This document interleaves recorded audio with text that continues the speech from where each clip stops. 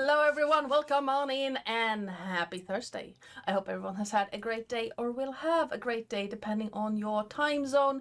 We are here again with some more Eve of Ruin, where our party is, well, we shall see in the recap what they've been up to. The music you're hopefully hearing is by Adrian von Ziegler. It's you can find more about his stuff if you type in !music2 in the chat or in the description if you're watching this on YouTube. The sound effects during the game will be by Sirenscape. The overlay, starting soon screen, and character information were made by me in Incarnate. Most of our beautiful character art was made by Nathan. Aha. You got that. Sorry, it was on a different screen. That's completely fine. I nearly beat you.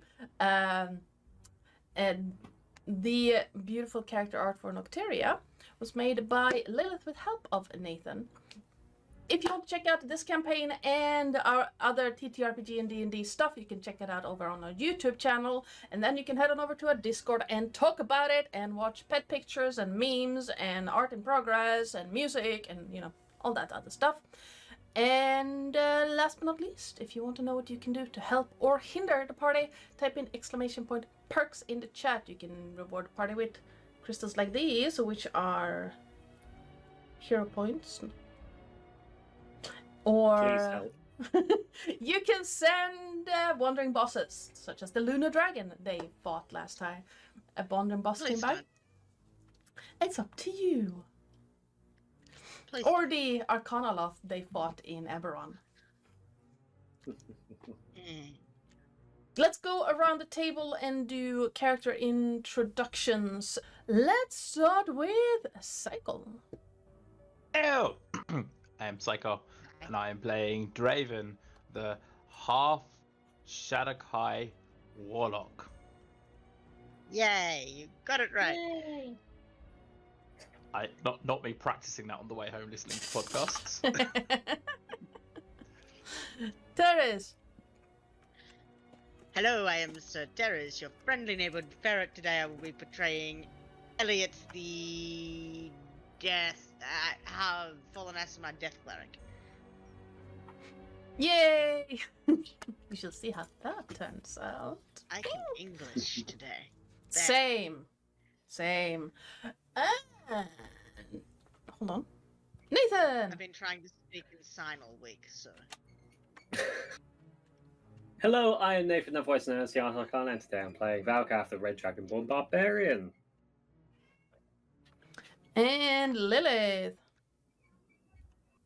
Hi, I'm Lily, or Lils, Queen of Ducks. Quack. Quack, Quack. Quack. Quack. And I'm portraying Nocteria, the Veil, the Tiefling hybrid bard? Question mark? She's not really a hybrid. She is a tiefling. Kinda. Kind of. Don't know what I am anymore. It's just... Mother, where did I come from? Well, Papa? we're not going to have that discussion because it's kind of strange when it comes to Nocteria. Papa. But normally when one side of a species and the other side of a species decide to get together and do stuff, they produce offspring. Someone fucked a beholder. Okay.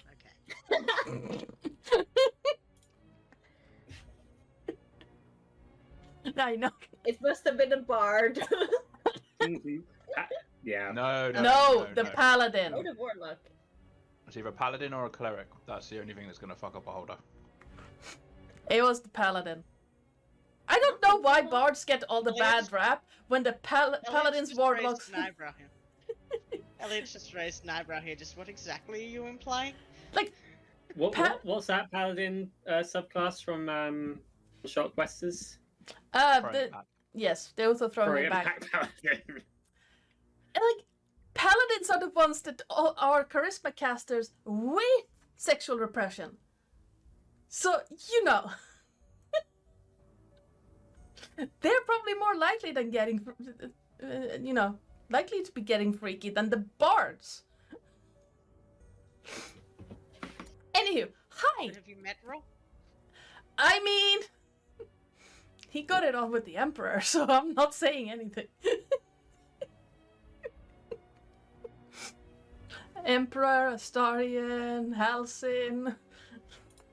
A sentient poodle. Not actually, but... He tried to get it on with the ogres. Yes. Yes, he did. That was fun. Anywho, hi, I'm Madonna, or Joe, or Oi, you there, since Lillith is here. I am the GM and channel runner around these parts, and I just realized that I deleted a good chunk of the stuff I've been writing for the opening. Anywho, while I rewrite everything I just written, would anyone be interested in giving us a recap of what happened last time? No. No. You get a point of inspiration if you do. Still no. I volunteer as tribute then. Right, hang on. Let me see where is it? Hang on.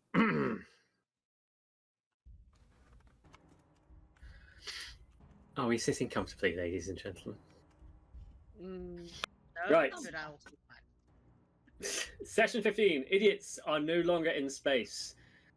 Draven is drunk. Nocteria suddenly remembers her cart, her drake, and the ghost that now inhabits it and starts to worry about who is looking after it. Tasha offers to turn Draven into a dormouse to make him easier to control. Nocteria goes to give Tasha some moss, which Draven tries to steal. Nocteria successfully distracts him, and Mordenkainen is generally interested in everything he is saying. Mordenkainen is interested in buying some of the gear from us to experiment with. Nocteria asks about someone that may be able to teach her to tinker, and Mordenkainen mentions the silversmith and Silas, the toy maker, may be able to help before offering to transport us back to Neverwinter to follow up on Nocteria's problems. We go through the portal and land not where we left, but the base of Apansonside. We look to be in part of a city of a city that had been partially destroyed by some sort of volcanic eruption.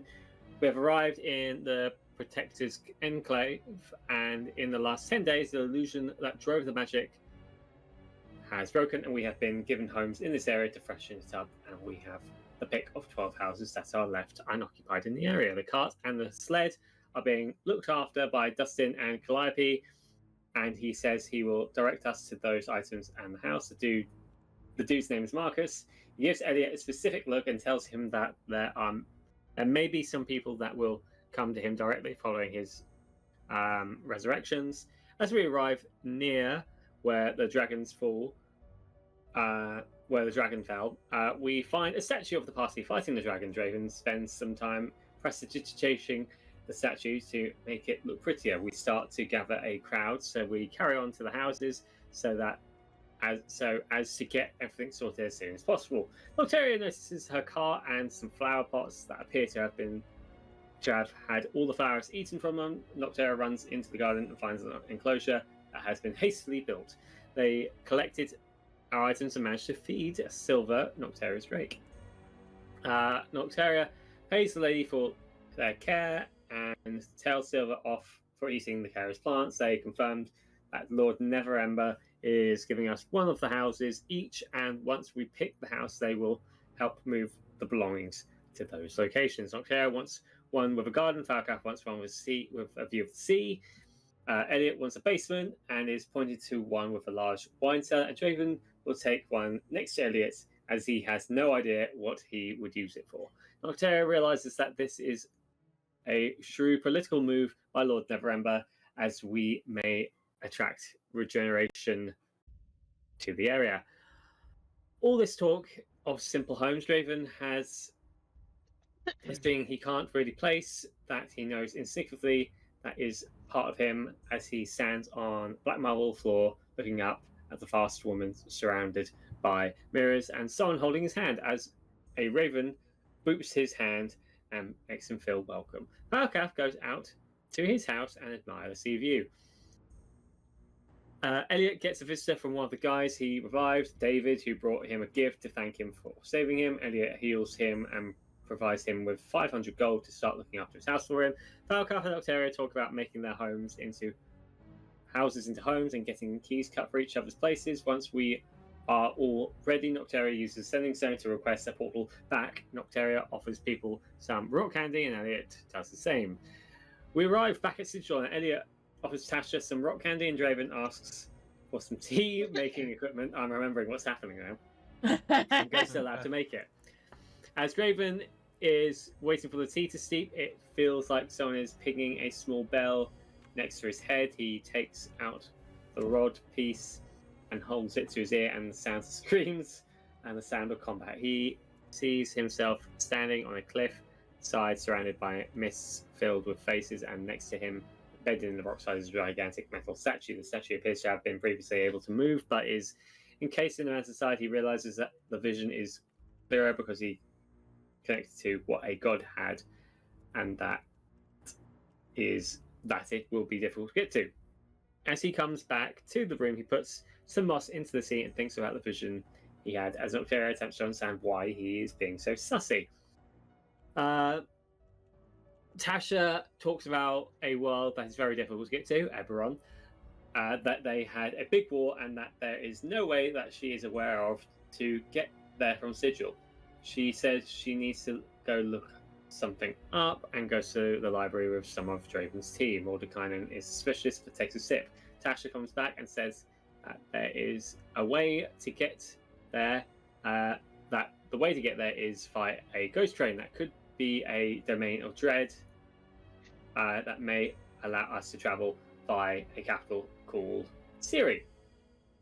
No, not now. There we go. She says she needs to go. Oh no, I've already read that bit. That was destroyed by a magic mist in the last war they had there. Draven insists on sharing the tea, but Nocteria realizes he had done something to the tea and stops Falcaf from drinking it. Elliot is less lucky. Elliot is taken on a ship of Sigil and the outer regions of this plane. Mordekainen starts coughing as he runs towards the room, and Nocteria and Draven notice that his hair is appearing through this illusion. Nocteria talks about taking the tea back to his hometown for them to experience. He says it doesn't matter as he shares his experience with Shadowkai of the Shadowfell. Elliot asks about losing memories in that process, and Draven says he would not be aware of missing memories before flashing to a blonde person wailing away from him, walking away from him, that he should have a bond to, but all he feels is curiosity about this new location. Mordekainen returns from his trip and offers to do the research while we go out to Sigil to go to the spa and do some shopping. Nocteria wants to visit a toy shop. Draven and Elliot head to the spa. As Nocteria goes to the toy shop, she finds some sort of rabbit/bunny called Adria, who runs the store. Nocteria is looking for some support in the mechanics of her hand and asks for discretion. She asks to be taught how to repair it, which will take an hour or so, and she encourages Falcaf to join the boys at the spa. And here we are. I just saw session 16 title. That was very funny. Idiots drowning safely. All right. We're not idiots, because that's what Tasha called us. How do you drown safely? Anyway, you can have a point of inspiration for that recap. If you already have it, you can bounce it to someone else. Would anyone like the inspiration? Wait. I will take it. I don't have it on this character. You may claim the inspiration. The inspiration is yours. Yeah. Yeah. All right. Well, then, if we are all as comfortable as we are going to get, let's get started and figure out why Sirenscape is being a butt again. Here we go. All right. Water drips down the walls and splashes softly into basins strewn all around the bathhouse. Steam rises to wisp around the wooden beams above the heated pool, obscuring vision to most parts of the large room. A scent of rosemary and lavender drifts through the halls, joined by the scent of hot drinks and wine. As the space seemed to block out most of the hustle and bustle of the city of Sigil, the city of doors. Arriving into the room, or into the main seating area. Falkath, what would you like to do?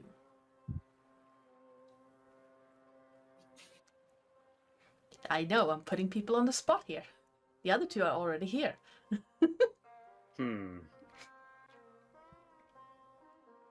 I think Falkath would like his own little area this time around. All right. You can absolutely So have he that. would go up to the desk and ask for a private place and enjoy some solitude. All right. The centaur woman at the desk would just say, absolutely, we can do that. Would you like a meal with that, or would you like to hold off? What kind of meals do you have? It depends on what you're interested in, really. We have finger foods, we have large meals that you can eat on a tray in your bath, or we can have the evening set with a whole menu, should you wish. Let's go for some finger foods. Right away. Any preferences as to meats, vegetarian options, or the likes? I am not sure. We do not have many Dragonborn as guests. I would like a variety. Right you are, sir. And should I put it on the same tab as the other two of your your party from last time, or would you like your own tab? I would have my own tab, if that is okay. Absolutely. How much would that be? With some finger foods and a bath, she looks at the ledger real quick. That would be 1 gold piece, 2 silver, please. That's okay. I give 2 gold pieces. Appreciate you, sir. And here is your key. The chest will be just inside the first door. Thank you very much. And Falkath will proceed to do what he needs to do. All right. Moving over to the other two of the party, Draven, Elliot. Yes. You mentioned that you went ahead in last session. Yes, I think Elliot has gotten himself comfortable, and he's definitely ordered food and drink. Oh yes, and we've almost certainly put it on Tasha's tab again. Oh yes, Elliot has in fact ordered, and I know exactly what he's ordered. An entree of chicken wings basted in garlic, lemon juice, and olive oil, with a hint of chili. That sounds amazing. Butterflied lamb, marinated in the same with a little bit of rosemary, and baked potatoes loaded with cheese, sour cream, and bacon and chives. And then for dessert, a chocolate mousse with candied lime and fresh chili on top. Dark chocolate mousse. You're making me hungry. You can tell He that is enjoying Terris is this. hungry. No, this is just the way I am. He is enjoying this with a bottle of a sweet red dessert wine. Nice. Now I want all of that. All of that. Please. That is one of the meals that I created last week on the barbecue. Yeah, it's fine. I mean, I just recently learned how to spatch cook chicken, so you know. And I did that to a turkey a couple of weeks ago. Draven. Oh, I've just said whatever he's having, and I'm also eating said food and drink and just enjoying myself. Working up the courage to apologize to Elliot. That's what I'm doing. Ah, all right. Elliot doesn't So- seem too upset by you, but No, Okay, he's still brother. about halfway through. Well, probably after the main course, and then before we get the dessert, he basically he will go. I feel like I owe you an apology, Elliot. I don't think Oh. you were overly impressed that I fed you the tea earlier on.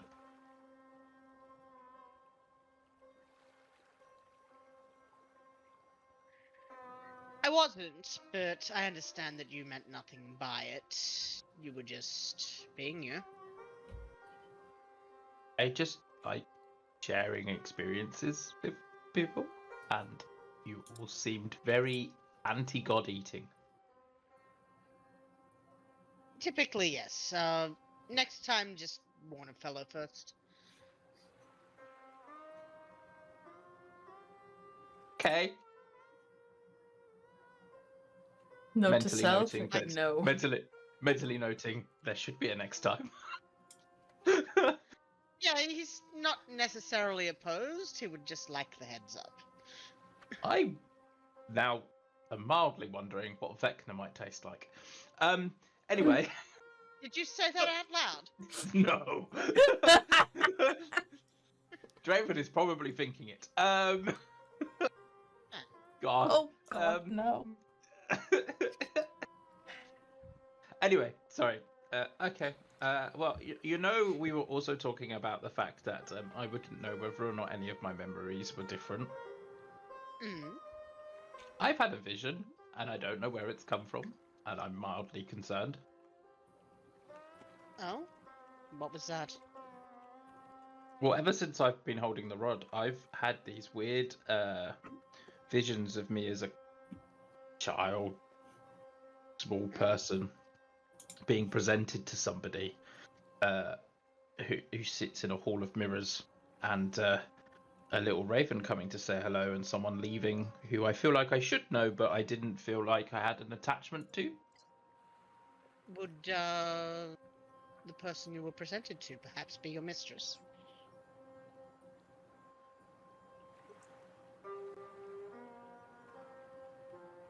Um. I guess I hadn't quite put two and two together, but obviously the Is- raven and is thematic, so yes, she could have been my Does mistress. The mistress. Does she sit in a hall of mirrors?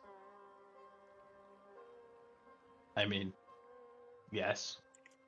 Okay, all right. I didn't necessarily put those two things together. I may have still been on the drugs. That's fine. So who was this person that you this other person that you had encountered in your vision? That's I don't know. I feel Were like I they- should know them, and I feel like they should be close to me, but I have no idea what they look like. I mean, I can remember blonde hair when they were walking away, and that they were tall, and their hand was warm when I was holding it, but that's literally it. And were they a male person, a female person? No gender? Confusing gender? I can't remember what we said. I didn't specify, but I think with Draven as an adult would have enough experience of watching people that he could connect it to being a male person. Because Okay. men and women walk differently. I think it was a guy, but with blonde hair. Your hair isn't blonde, but that doesn't mean much considering inheritance of traits. Could it be your father, perhaps? I mean, it could be. I mean, like, so as I said, I feel like I should have a connection with them, but And they were an adult person when you were a child, yes? According to the vision, yes.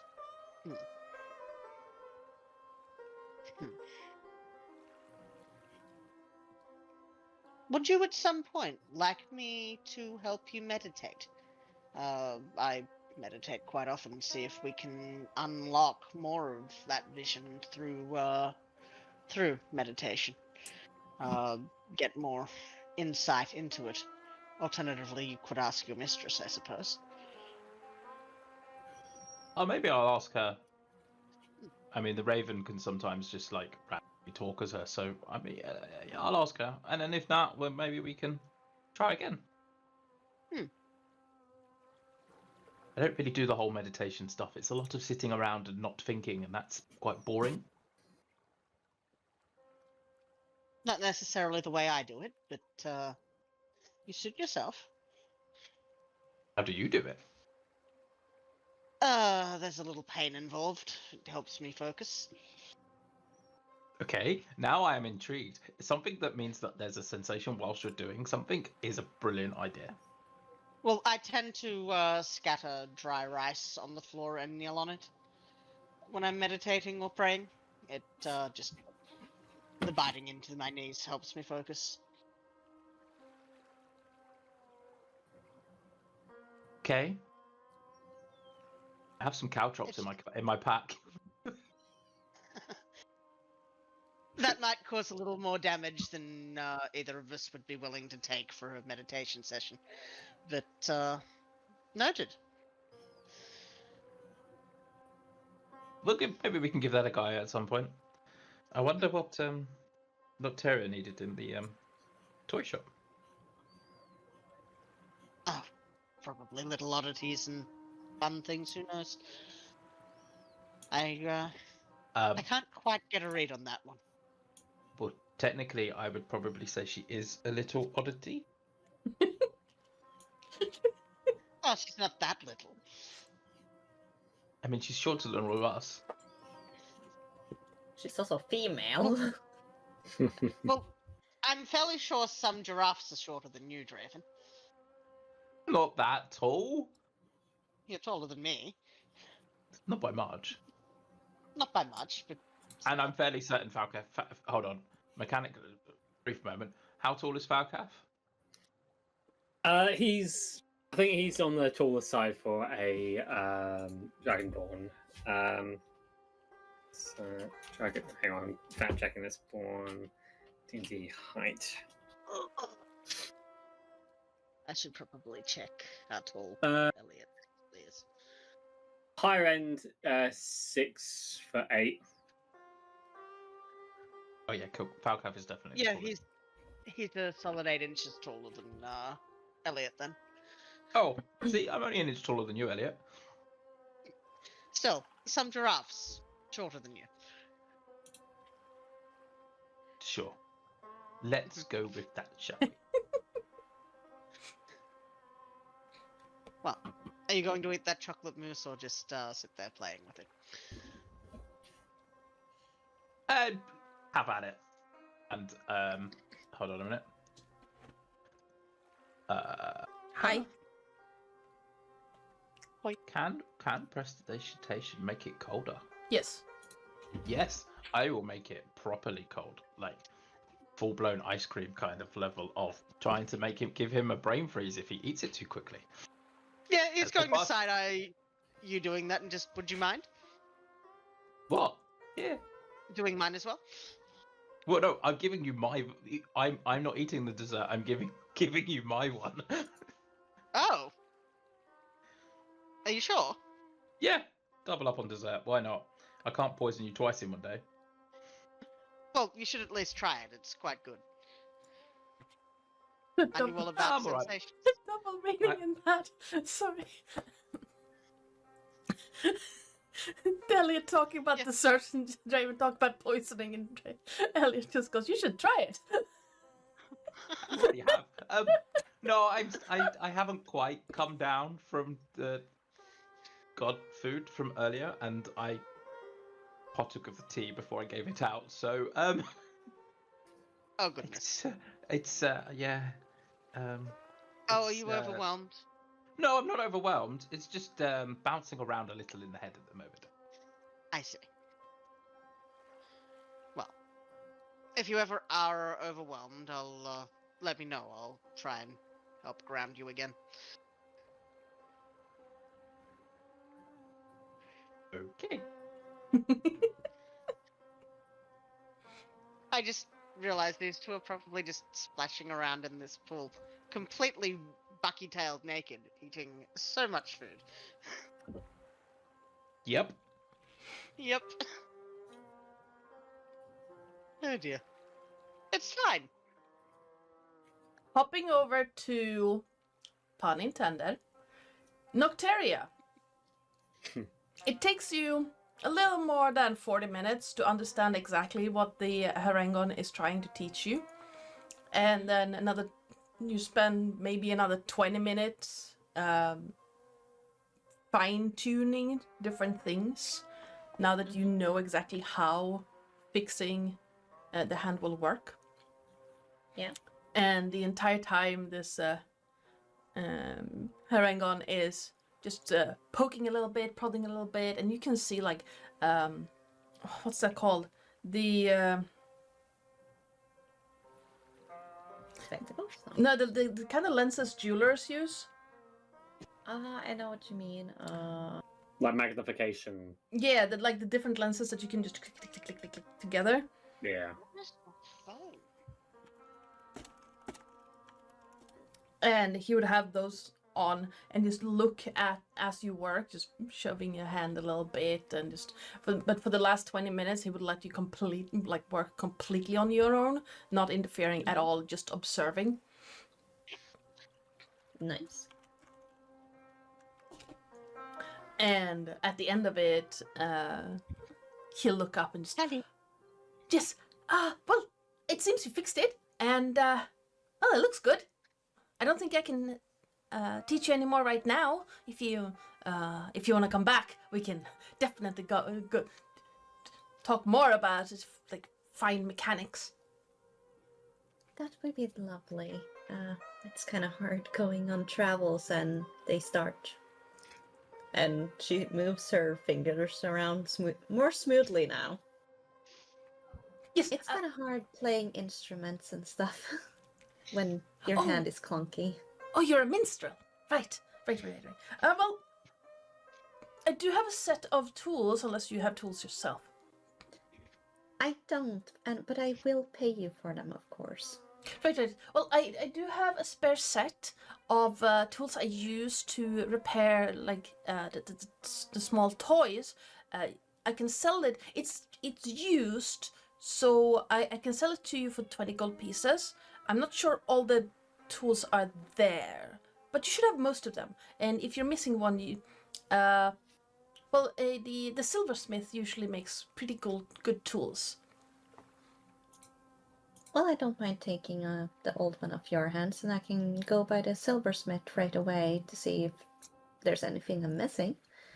Yes. Well, it should be just one or two of the like rarely used tools that have snapped. So I'll be right back with it. And he hops back into the back of the store and comes back out with what is clearly a very worn leather set of tools. Rolls it out, and you can see like two of the tools towards one end of it. The slots are empty, and he rolls them back up and just, this should actually cover everything you need for your hand. If you want to do any like major upgrades, I would suggest getting those tools, but you don't need them to fix your hand. Well, it would be nice to still have, so... Absolutely.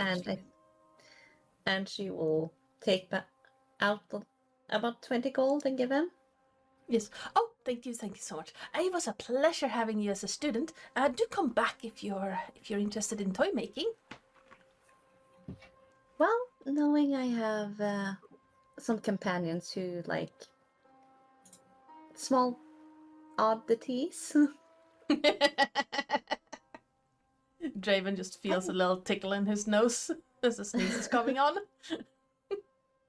Draven's got the weird horse thing, hasn't he, from before, the noisemaker? Yes, that's why she said small oddities, because that literally is a small oddity. Oddity. The death whistle. Yes. I love those damn things. Raven is a not so small oddity himself. I think everyone in this party is a not so small oddity. To be fair. Oh dear. But thank you so much for your assistance. Again, it was very needed, as you could tell. Yes. What did you do to that hand? As a medic, I went into a battlefield, and let's just say that some people aren't happy about a healer that heals the ones that shouldn't get healed. People don't have to. And I got punished for it. Lucky for me, I found someone nice enough to help me get something back. Oh, sorry. I thought you were talking about your mechanical hand the whole time. I do apologize. I didn't mean to bring up bad memories. But no, I was specifically talking about what did you do to your mechanical hand? It was full of sand and rusting. Well, I haven't had it checked for a while, mostly because I've been accompanied on definitely missions. Right. Well, you're in the city at the center of the multiverse. I wasn't expecting just a trip through the roses to get here to begin with. But yes, well, I'm glad we managed to get your hand fixed. Oh, thank you so much again, and I will make sure to come by just to maybe manage to do some upgrades later, hopefully. Oh, absolutely. I will be glad, happy to give you some upgrades. I think I have I might have a way to make your like the oh, sorry, I'm a little bit excited. The joints of your like the upper joint of each of your fingers to articulate more on that hand. Oh, that would be lovely. I can't promise anything yet. I have never actually worked on a mechanical limb before, but I do make things like this. And he lifts up what looks like a tiny bird, and you can see that the talons, the talons completely articulated and like grasping his hand. So I do have some ideas for that. That would be very handy. Right. Well, literally, and she takes up her hand. Funny. Yes. Thank you. Well, I do apologize, but I don't to rush you out. But I do have to get back to my work. As lovely as this was, I do have an order I need to fill today. Again, thank you so much for your time. It was a pleasure to meet you. It was a pleasure to meet you too. And please do come back. I would love to. I surely will. And she looks at the bird. Is it like a small one? Yeah, it's like a it's like a starling. How much for the bird, by the way? Oh, this one. Well, I hate to be an imposition, but it's 200 gold pieces. It will it can act as a. What was the word he was using? An homunculus? But you just need to put a... I don't remember what type of gem that you use as the heart, but if you find that gem, you can use it as a heart, and it can move on its own, basically like a familiar. I hope that thing is yours, and you see Lovely just... Yep. Climbing the shelves, looking at stuff. Does Nocteria know what kind of crystal he's talking about? Give me an Arcana check while I look up what a homunculus would use. No, that's not how you spell.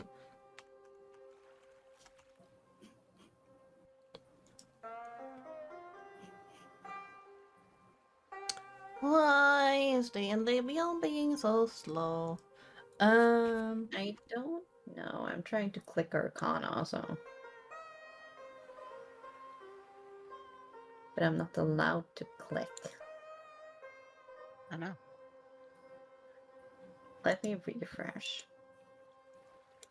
That's not what I was looking for. I was looking for the artificer.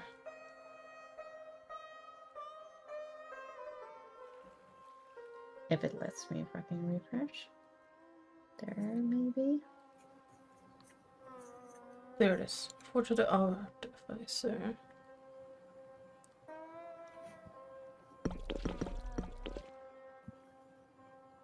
It's basically any gem worth 100 gold pieces.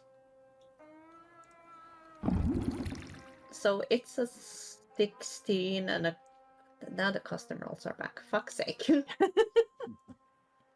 Alright, with the 16, you would know that it doesn't really require a special type of gem. It's just a finely cut one that normally runs around 100 gold pieces or more. She will give him the 200 gold.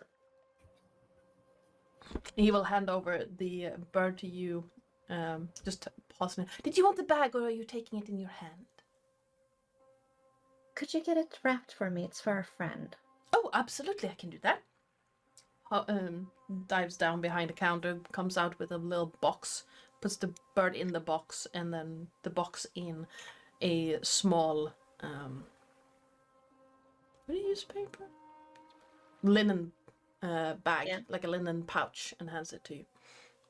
There you go. And as he wraps up the bag, like the bird, she wraps her hand in the bandages again. Nice, Well, nice. Thank you for doing business. Oh, thank you so much, and do come back. It was very fascinating to see your work and your mechanical hand. I haven't actually seen one of those in a while, and I've never worked on one myself before, so that was fascinating. Thank you. And It was very helpful. Good luck with your combination. yes, thank you. Oh, I should yes. Good Bye-bye. evening. Can't she just run by the silversmith real quick and just buy the other things and go? Yeah, to yeah, the it back? will take like 10 minutes. You run by, and I don't think he've seen you. You weren't there when Draven bought or commissioned the arrows, but She was there, I believe. She just didn't say much because. oh yeah. He'll just say like recognize you, and then when you ask for the tools, he'll just go like, oh yeah, I have them here somewhere, and he'll ask for a gold piece for both. Okay, so 2 gold pieces. No, 1 gold piece combined, like 5 each? silver pieces each. Okay. Yeah, okay, so 1 gold piece also removed. Thank you. And she will. Thank you very much for your assistance. I'm sure Draven will come by with more ideas for weapons. And she will go to the bathhouse. All right. Hold on.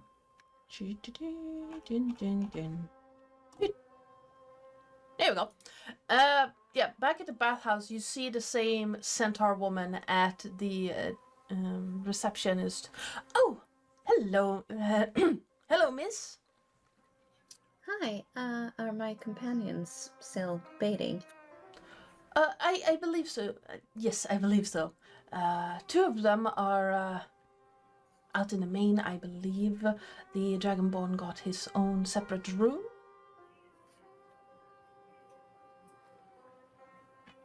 Let's see, she wouldn't be that dirty, so. And she would have been using prestidigitation on herself constantly, so. Yes. She would just be like, yeah, she already used a lot of money and she already needs to buy it, but fuck, I forgot to buy the diamond thingy. You can Would do the that. silversmith have that too? Diamond He thing? makes jewelry as well.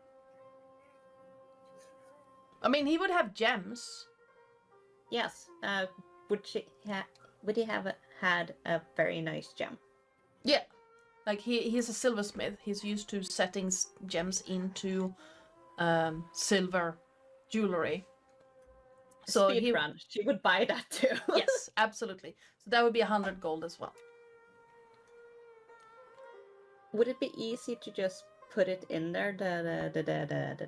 Oh yeah, there's a slot in the bird Okay, so- for it. So you just have to pop that lid open, place the gem inside, and then close it again. And you can see the birdless coming to life. Mm-hmm. And she would just stay there, and she will close it up again very nicely. And she would just sit like outside in the waiting area, waiting for everyone to get done with the little package in her hand. And Lovely, like, holding around her freakishly. All right. Well, depending on how long the bath takes for the rest of you, and if you want to do something else, you can all filter out eventually. Yeah, Elliot's probably done after he's finished his chocolate mousse. He's had enough time to soak. Yep. And come down from being poisoned.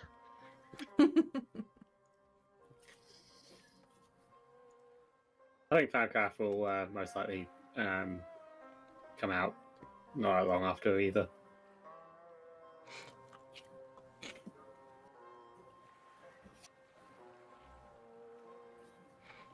All right. Meeting back up in the at the entrance of the bathhouse, the centaurs. I hope you had an enjoyable evening. Thank you so much for Absolutely. choosing our wonderful establishment, and I do appreciate your custom. Thank you very I much. appreciate your facilities.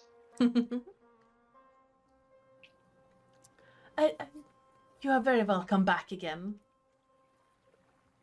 Excellent.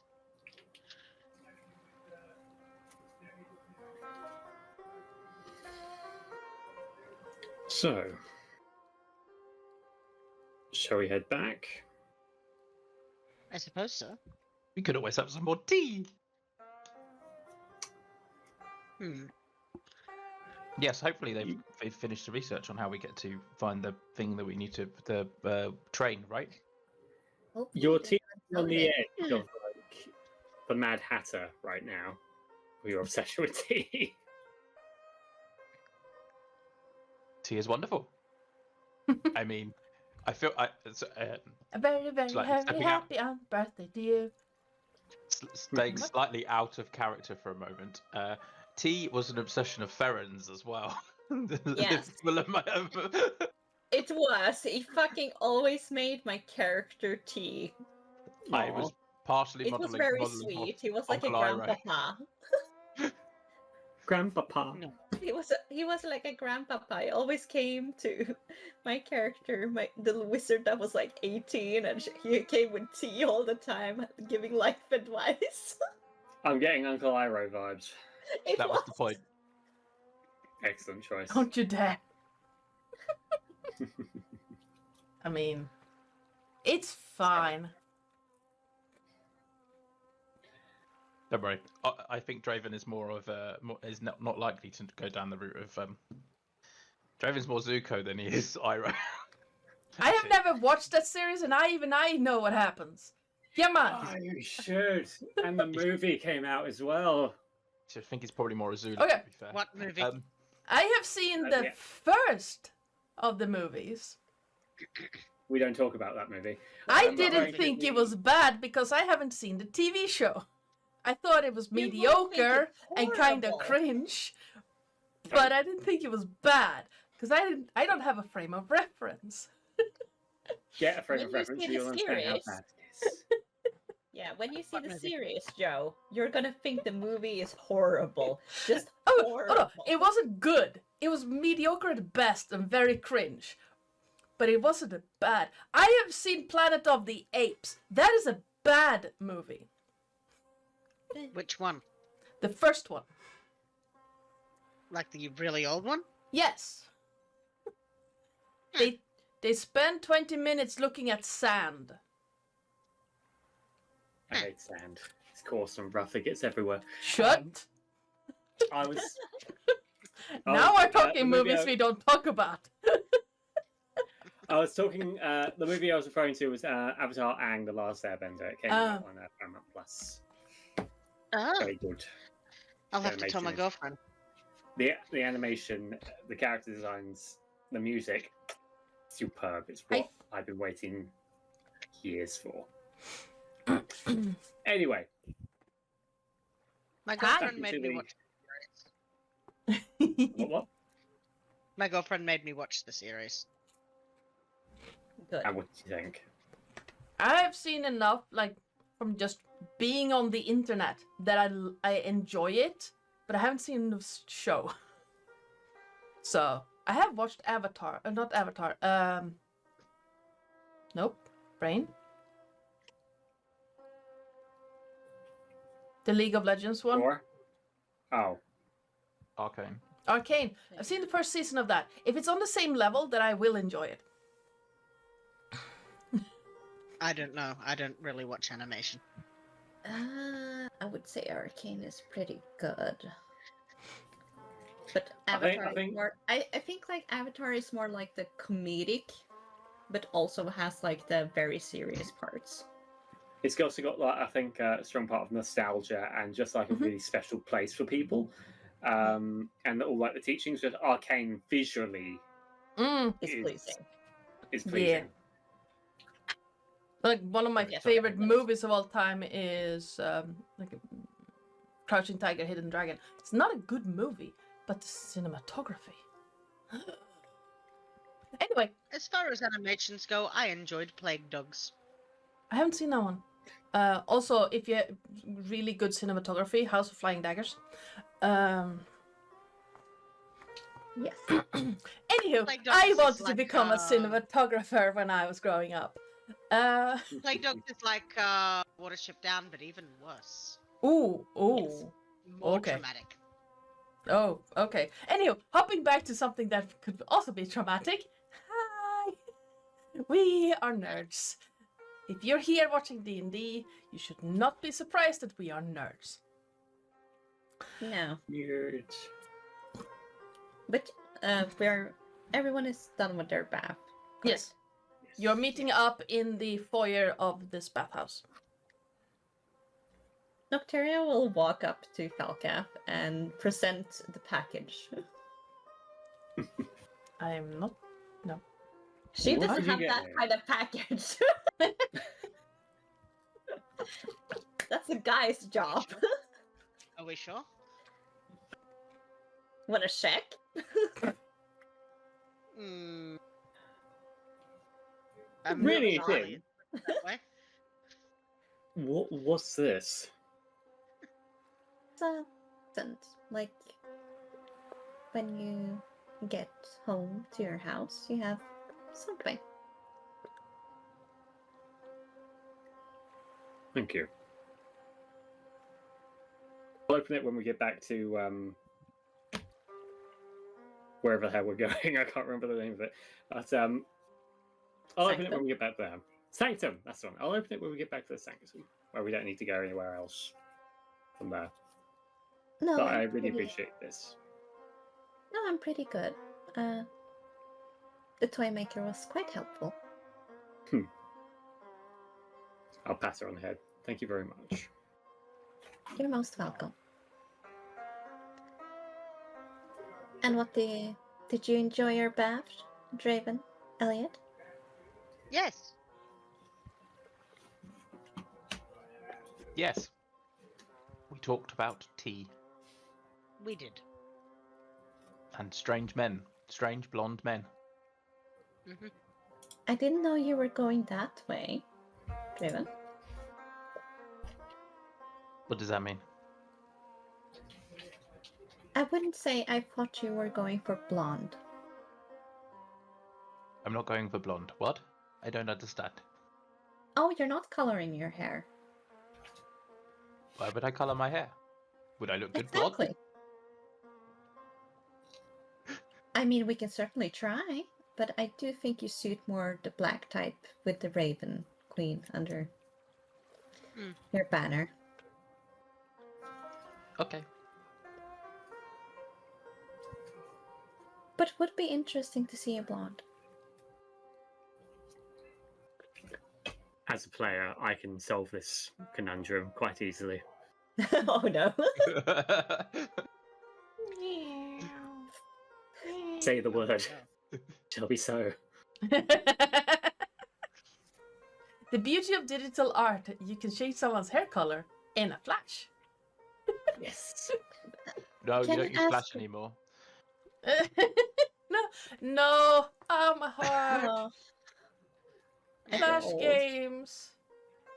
I miss them. May I ask why you were talking about strange blonde men? Oh, well, ever since I picked up the rod, I keep having this vision of this person that dropped me off with the Waven Queen. Sorry, that was a wobble you that came in there. Are we The doing Waven Queen is a very different. Yeah, race. that would be Umberly. Hmm? The Waven Queen. That's Umberly. Yes. Yes, I'm trying not to react to your puns in the same way that you try not to groan when I do my dad jokes. Would you like Idea. to try and dig more into your brain to maybe find out? Of course, only if you want to. I'm okay. I'm going to go and ask the Queen herself, because one of the visions was me being presented in front of her, so surely she'll tell me what's going on, right? Yeah, what Well, could yes, your possibly go mistress. wrong? Well, I need to I'll talk to the Raven. I left it at the sanctuary. Oh, you don't take it with you everywhere? It doesn't like getting wet. We were coming to the bathhouse. Duh. Oh. I've found most birds quite enjoy water. He could be picky. I mean, if it helps, and she kind of whispers to Draven. I don't think Lovely actually likes the water either, but he goes where I go.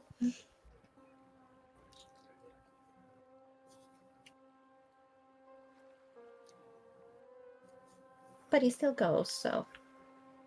And he doesn't say much about it.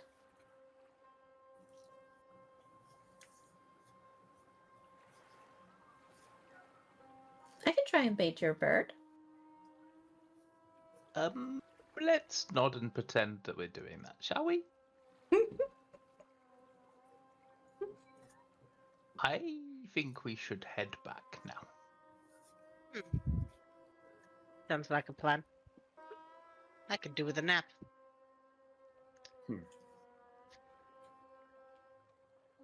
I didn't And just that- consume an entire bottle of wine. All right.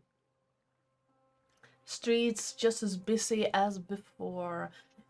On your way back, you are passed by more of those strange, tall creatures that everyone seemed to naturally dodge or try to avoid.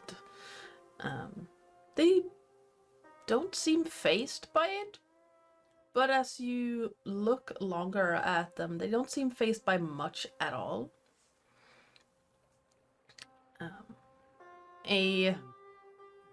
As you turn the corner and step up towards the entrance to the sanctum, the same group of cranium rats are gathering around the stairs, looking almost expectantly up at you all.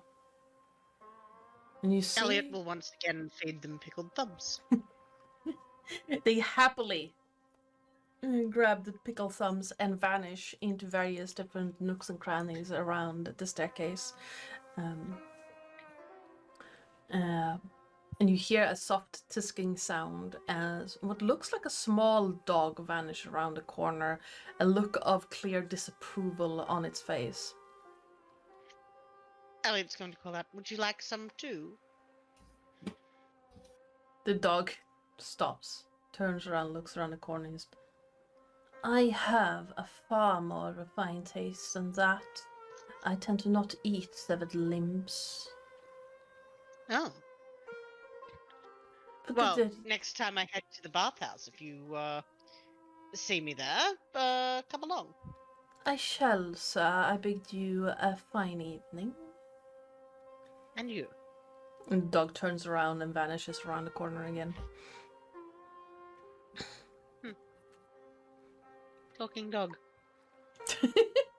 You just fed pickled thumbs to cranium rats, and the talking doggy is what gets to you. Oh no, he's just a little Naturally. amused. Talking dog.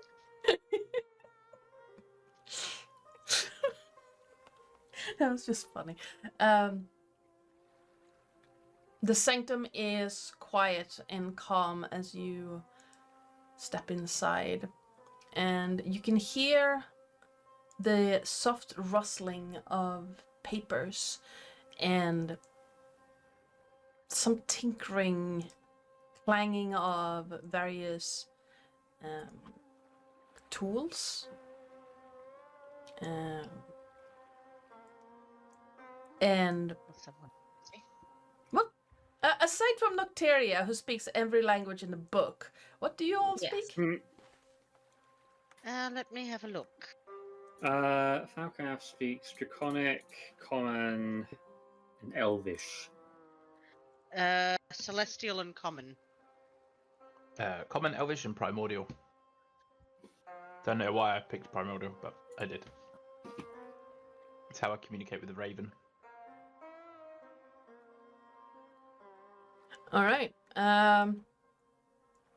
You don't really hear anything from the library side of the sanctum as you step inside, but from the laboratory, you hear various different curse words in some languages that you recognize, but you also, if you listen in on what the words are, you recognize that same kind of foul taste in your mouth, the tingling of your hair and skin, and something that sends like shivers down your spine as you realize that whoever is cursing and muttering to themselves, probably speaking in Abyssal. Ugh. And it's not a happy noise, like, at all. Very clearly cursing.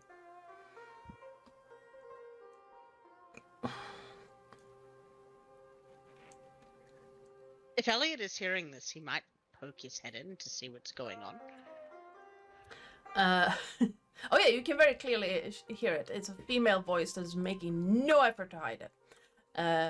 Poking in, you see a very frazzled looking Tasha, and you see several scorch marks along the desk of the laboratory.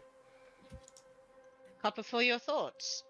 She turns around and you see this arc of energy from her, between her hands, down to the ground and into her hair, and just oh. Alright. I'm trying to get this blasted rune thing to work, and it's fine. It's fine. Actually, yes, you can help. I can?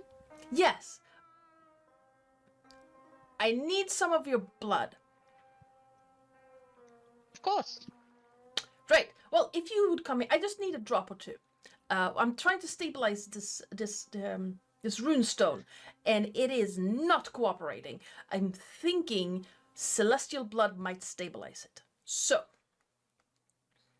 Yeah, he will wander in and he will actually yeah, he'll bleed for her. And while he's doing that, he'll also cast guidance on her with her permission. I think he'll, hold out his bleeding fingertip and then just say, Yes. holding up the other hand. May I? Yes. On you? Yeah. And he'll cast guidance. Ooh, that was an interesting feeling. No, I apologize. Oh no. I've had worse. Sometimes I can imagine Elliot casting guidance, and it's like the equivalent of a bitch slap. Yeah. It's more like a crawling sensation up the back. I sometimes imagine it, like, I'm not sure if you ever did this in school, but when the teacher brought out a Van de Graaff generator, and you're the one holding onto it, and then you touch your friend. Mm. Yep. Yeah. Yes. That kind of just like, ow. Yeah, it's not pleasant, but it gets the job done. Don't do I this have it. unsupervised, by the way. Do not touch a Van de Graaff generator and touch your friends without without supervision. It's dangerous. Don't do that. Yes. But he will then just say, I do have other ways of motivating you if need be, with your permission. But, no, She just traces an eyebrow at you. That is... No. I think this one should be fine. And she holds out the runestone for you to touch with your finger. And... Yep, and he will. I'm gonna do a little bit of a thing, because I don't think she has proficiency in that. Oh, no, she does. Hello. Yeah. And you see the runestones just light up, and then you hear more of that language that, like, it feels like if you've ever smelled ammonia, like really intense ammonia, like it burns the hairs in your nose. Yes. That's basically like when she's talking, but she's calm now. The words seem to just spill out, and you see the rock in her hand. It's just a plain rock, but she has carved several like acid-etched runes into it. And you see it glow for a moment, and then settle into this like purplish green-gray color. Just, well, that is a trick. Thank you very much. What is that? Oh, that's an anchor stone to find the train. As much as I think that all of you are dipshits, I'm not gonna throw you into the domain of dread without some way of finding your way there and back again. Very fair. So, this is the anchor stone, and with this I can finally find where the train technically is. You will land at the nearest point to where it will arrive. Understood. So, You have been a big help. Thank you.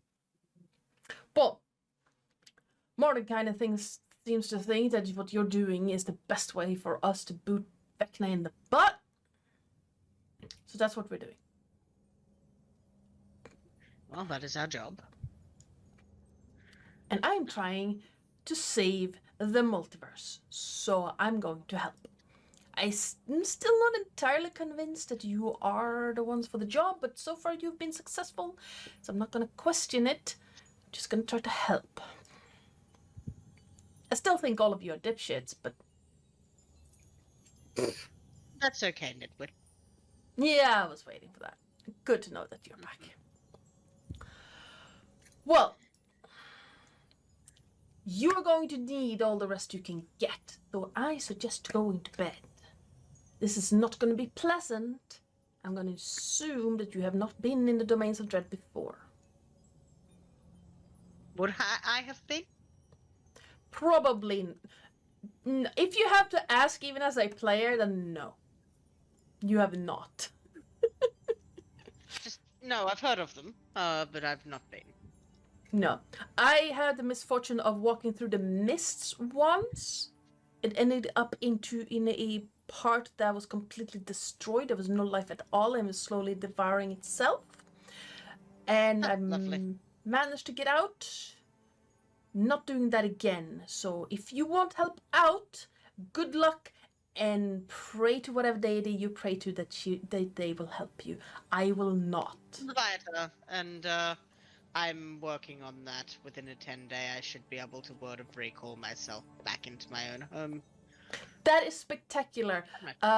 May Loviata's grace help you through the mists, because I will not. I don't blame you. No, and you will see why.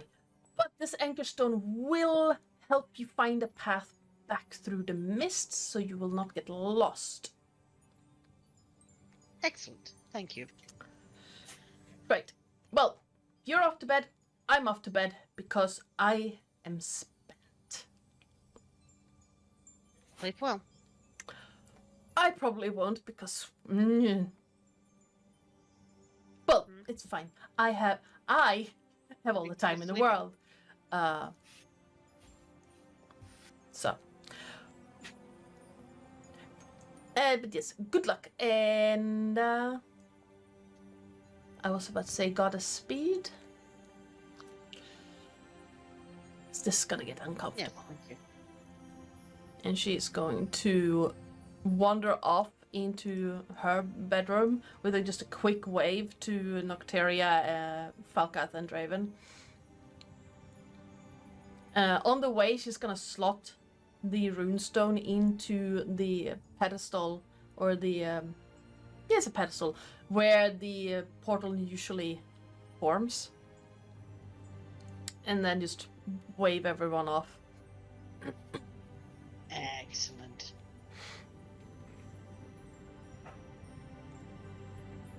Right. Well, that is happening. What is everyone else doing?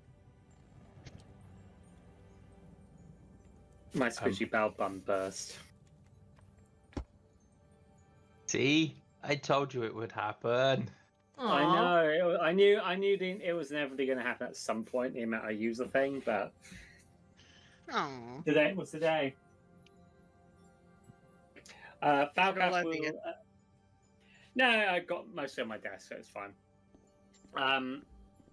Falcath will most likely be checking out that gift that Nocteria got him, and Alright. yeah. I'm going to send something to you, Falcath. And it is a small mechanical bird that chirps slightly as you open the parcel. Pale golden eyes look up at you and just meep, meep, meep, meep. And flaps tiny little mechanical wings. Well, aren't you a curious little thing?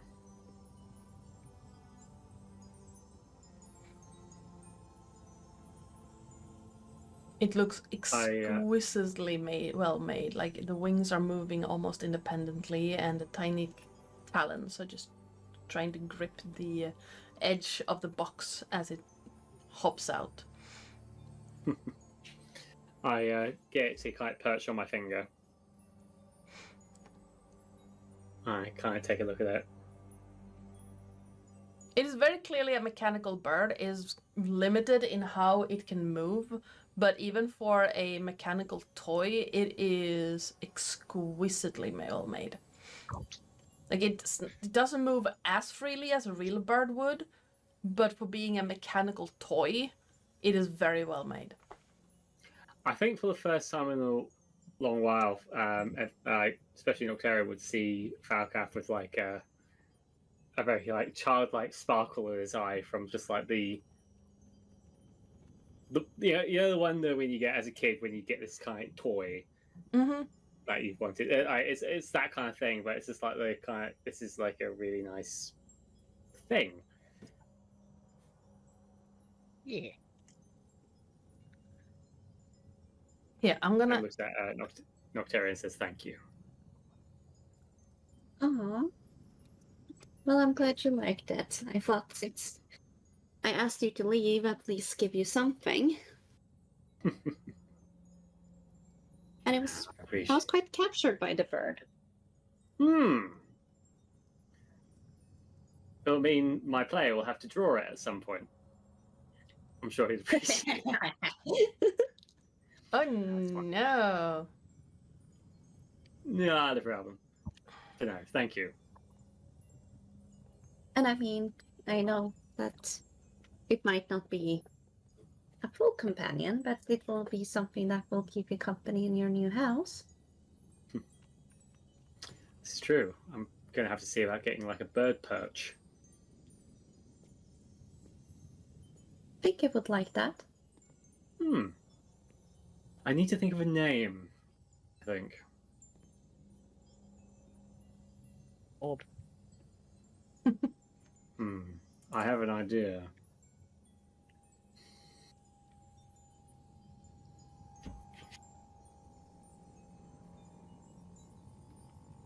I'll think about it. I have added the mechanical bird to your character sheet under extras, Falca. It looks a Thank little you. bit weird because it uses the homunculus servant stat block or homunculus stat block. Yeah.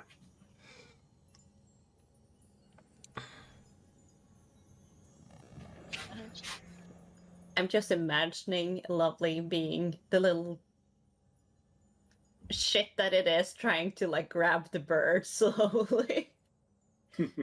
Like in a toy shop, just crawling around looking at stuff, and it's gonna be like, ew. Oh, La- wants it.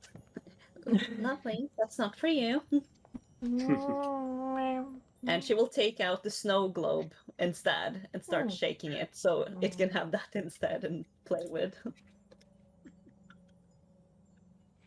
Meow.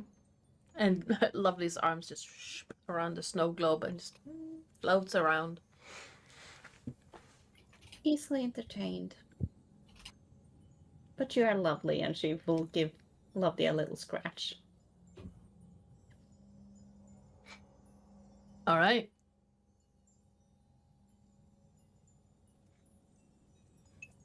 Draven has sat the raven down in front of him and is basically staring at it and saying, "What is the meaning of this vision?" The raven looks at you like you are drunk and trying to figure out what the fuck you're talking about. And then I explain that. Well, I explain the vision. I just say, do you know anything about this? And Give me a D100, please. Roll me a D100, Okay. please.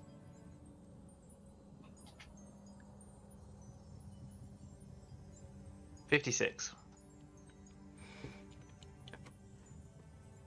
You see almost like a shadow pass across the eyes of the raven. And you hear a voice that just says, "I shall find whatever you're talking about. I shall find whatever you're talking about. Be patient." Okay. Thanks, boss. Why am I imagining freaking Draven as a Labrador? Just sitting there, okay. Wagging its tail, being like, yes. I am devoted to my queen. A Labrador. Yeah. I mean, given his impulse control and the fact he's into everything, I suppose, yes, he could Yeah. very well be a Labrador. A very bad Labrador puppy. Yeah, I'm playing with all the things I'm not supposed to play with. Literally eating the things I'm not supposed to eat. Yes. He's a This border is why I collie will not have mixed. a Labrador. No, he's worse than that. He's a Dalmatian lab mix. I had one of those. Never again. I mean, to be fair, Draven does have an inkling of intelligence. He just chooses not to use it. Poodle lab mix. Labradoodle. Yeah, like a Dalmatian mix does not have a choice in whether or not to use the intelligence. Because they don't have any. No, they have a blank space where their brain should be. Exactly. So, Draven just chooses not to use his smarts. Labradoodle. Labradoodle. Yeah. Alright. Well, if you all choose to have some rest, you can Elliot have... definitely does. You can all have a long rest. If you want to do something during this time, have at it. I think during this time, Falcath is going to be having a think about a name for his homunculus. And he's going to call it Kosira. Oh.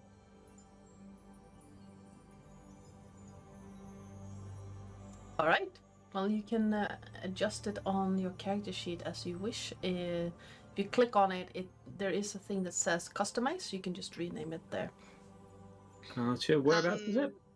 Falcath? In For extras. reference, 51 hit points today. 51. Oh, wow. 51 will- hit point vial. 51 hit point. Okie dokie. I will Yep. do that. That is not a bad little thing that Elliot has. It is really handy. I mean, it's a whole feat, but Yeah. yes. I think Nocteria will rest up, but also tinker a little bit with her hand. Mhm. When no one is looking. Absolutely, you can do that.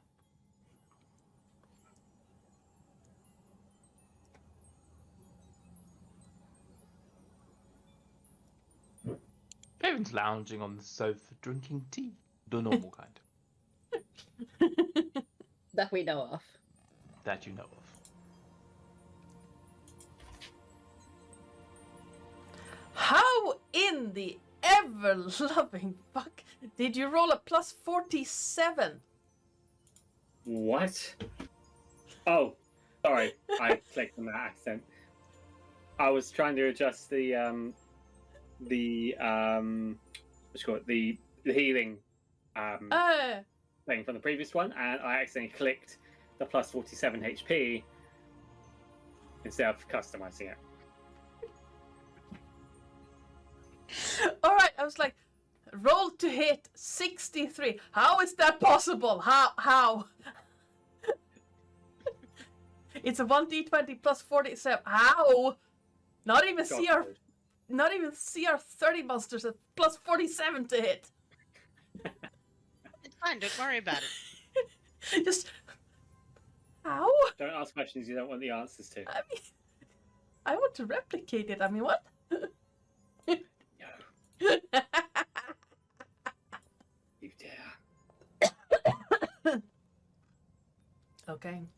By the time the next morning comes around, you find Illustrial in the lounge before, like in front of the portal. Sorry. And she's tinkering around with the various like runes and stuff around the pedestal, and just seemingly like in one hand she has what looks like a tiny like piece of bread that she's absent-mindedly eating, and then she's just pushing various bits and bobs on the pedestal, trying to make it light up in various configurations. And hearing all of you, she turned around and right, well, if you're all quite ready to depart,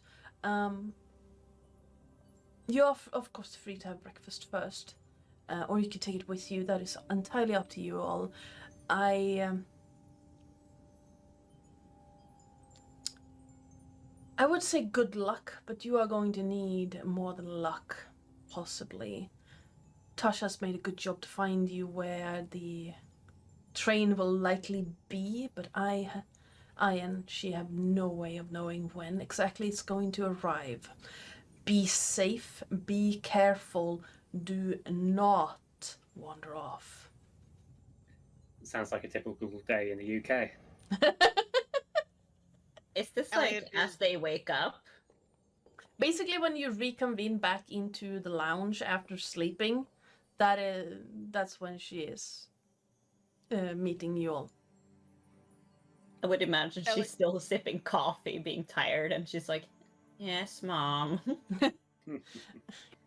Elliot is going to look pointedly at Draven when Illustrial tells them to not wander off. Huh? That? Yeah, everyone's staring at Draven. I'm playing with the And crow he's in the just going to corner. say- Yeah, he's just going to say quietly, Draven, Sit, yes. He's got- Draven. What?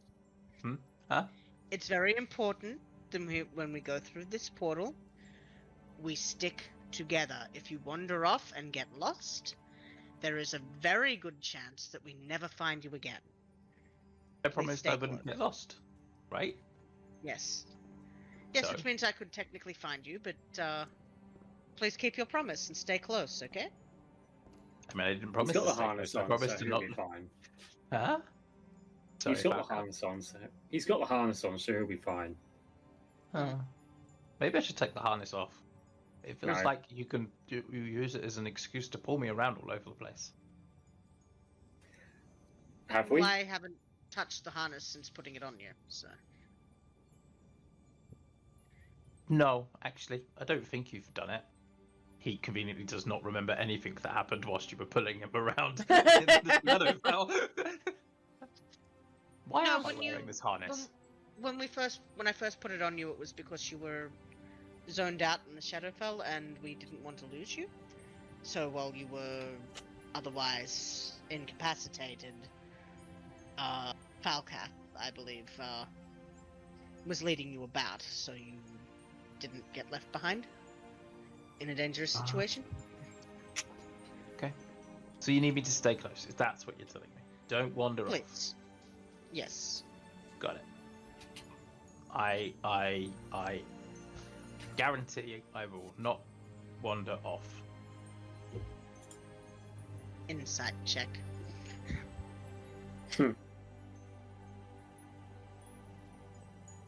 15 on the deception. 18 on the insight.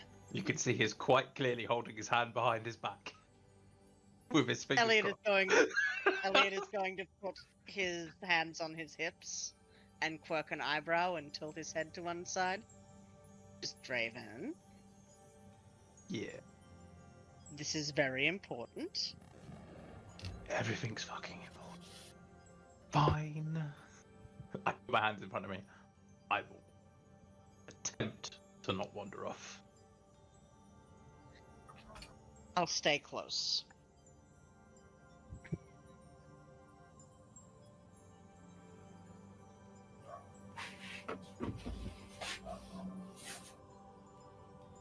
But thank you. Let's get this train on the road. Yes. Now I'm trying to find out where the fuck my NPCs went. There it is. There she is. Alright. Well. Looking around, Illustrial eyes each of you slowly and... Well, if you want, there are foods you can bring with you that have been provided. Unfortunately, that is all we can really do for you right now, or for this endeavor. Once you walk through that portal, you will be on your own. Unless you I don't want. suppose you have a resurrection diamond.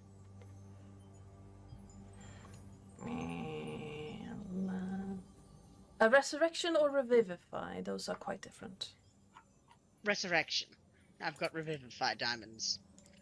4 of them, I believe. I need, well, I don't need, but if you had a resurrection diamond, I wouldn't say no, I can pay for it. She's gonna wander off into the laboratory. You hear her rustling around a little bit, and you can hear her sigh of relief. She comes back and just, I have 1. I'll pay for it. Oh, you'd no need for. There's no need for that, but do bring. If you find anything interesting in your travels, please do make sure to bring it back. We have, but this is the one I have. Thank you. I won't use it unless we absolutely need to, but it's a good thing to have on hand just in case. Indeed. Now. Question. Yes. Celestial. Would you mind if I... And she points to the teleportation circle. Mhm. If I just copy that? You want to copy the way to get to Here. the domains of dread? No, to here. Oh! That is completely fine. It is just a regular... It is really just a combination between teleportation circle and gate, the gate spell, combined together, and with the permission of the Lady of Pain, I have set up this sanctum, being able to use this pedestal to change where exactly the gate spell directs to. So I can't just teleport here. Oh, you can if you wish to, but setting that up will take some time, but we can absolutely do that. It is It basically... would be very helpful. Yes, Since indeed. we have been coming and going here. Oh yes, absolutely. I do not mind that in the least. It is just going to take some time. You would need to cast a teleportation circle to this location consistently for a little over a year. And you can hear her being like, ugh. I quite agree. It took a long time to set this up. But if you are still alive by the end of this, I will happily help you do that. And actually, you know what? I shall let you... She walks back to the laboratory, ruffles around a little bit. You can hear like a quill scratching. And she comes back and says, this rune will allow you to use teleportation circle back here to this portal. Oh, thank you. And she will take it.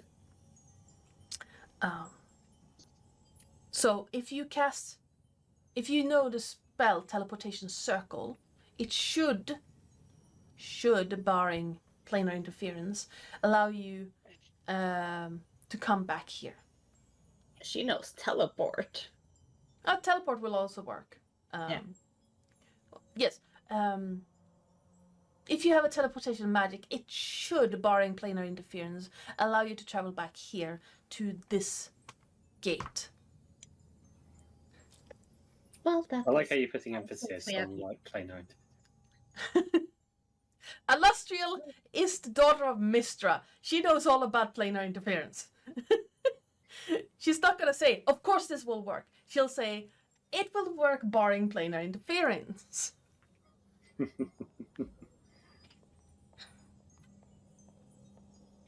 Because you're about to go into Eberron that you have already been told you cannot travel freely to and from the multiverse. So you cannot travel, like you cannot use teleport to get from Eberron to Sigil. It's impossible. It's completely cut off.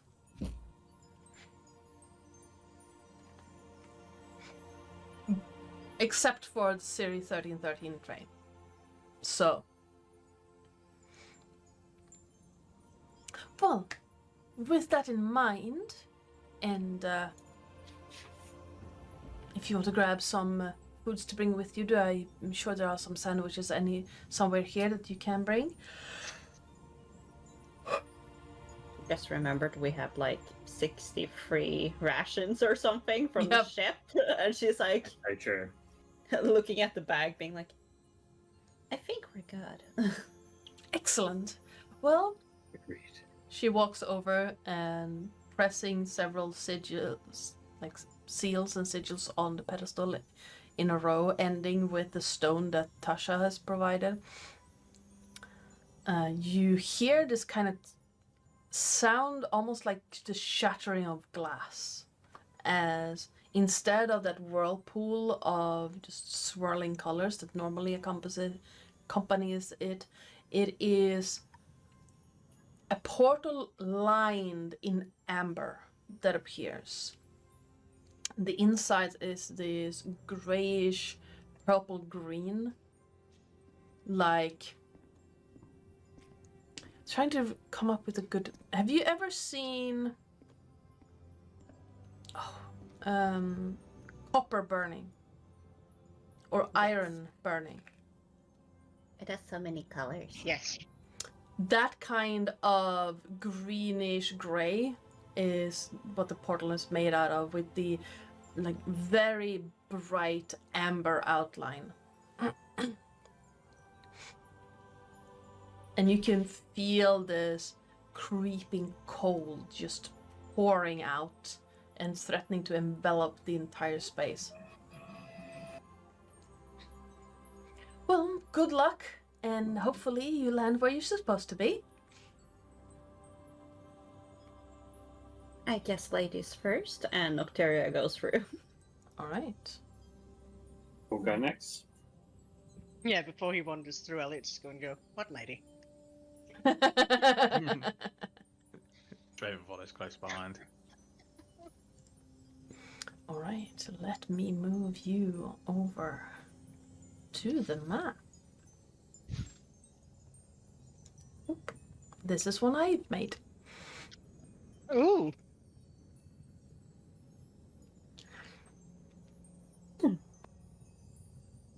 Leave her in a tavern.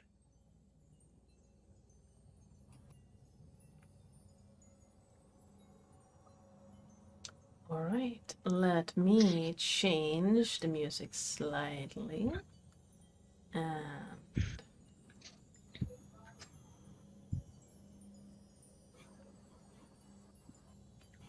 Sirenscape. Hmm. Come on.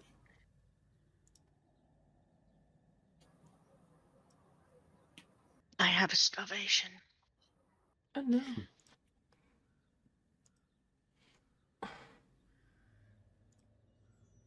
Sirenscape, are we having an issue? I know.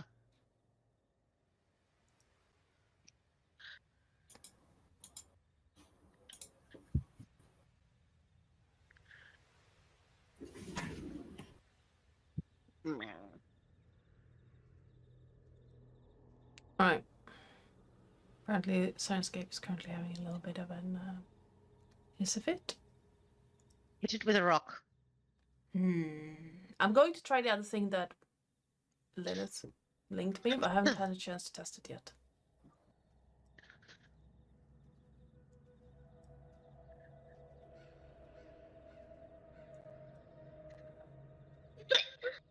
Sorry.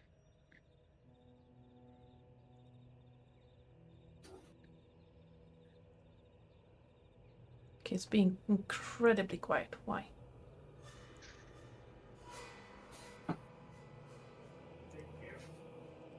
Here we go. As you arrive outside this derelict station, nothing seems to be around you, nothing except dying trees and deep creeping fog. Stepping into the what looks like a station house, you find yourself among a group of various individuals, both in height, width, and species. Long fingers of sickly fog seem to scratch at the dirty windows all around you. There's a scent of sweat, rot, and stale beer that hangs in the air.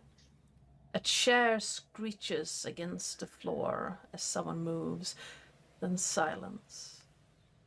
There's a almost smothering blanket of quiet that doesn't seem to want to break, no matter the noise that tries to break through it.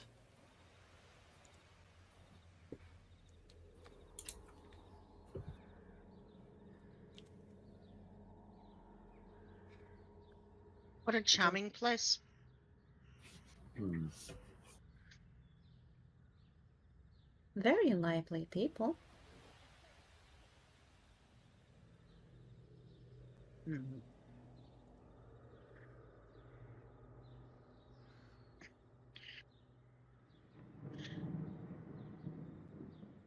Do these people look okay?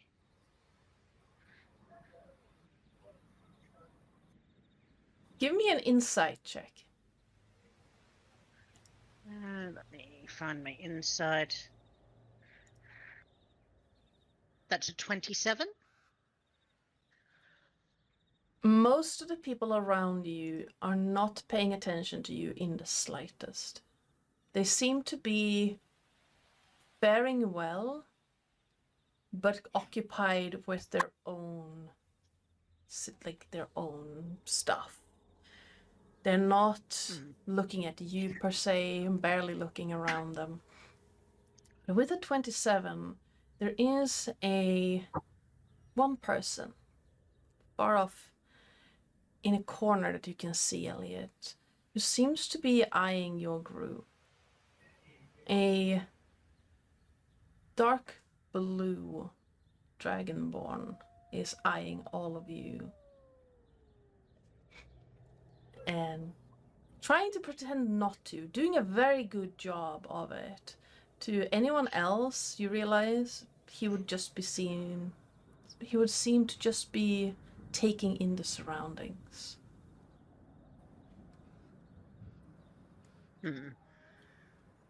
Is there a barkeep here? There is not.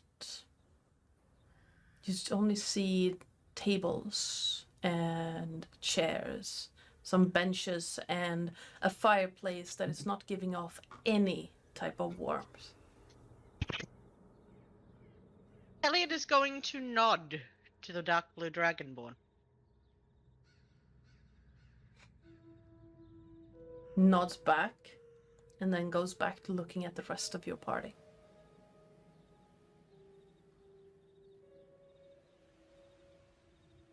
Say you know, with Elliot. Sorry? Someone you know, Elliot. He's going to very quietly go, no, but he is scoping us.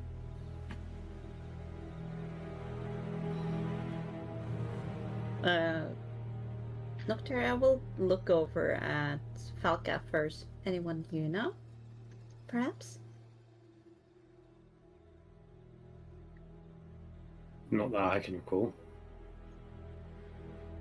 I haven't seen another dragonborn in a very long time. Turns to Draven. I barely know who I am. How am I supposed to know who they are? Yeah, she was about to ask you something, and then she was gonna turn away, being like, "No, it's not a blonde man, so it's fine."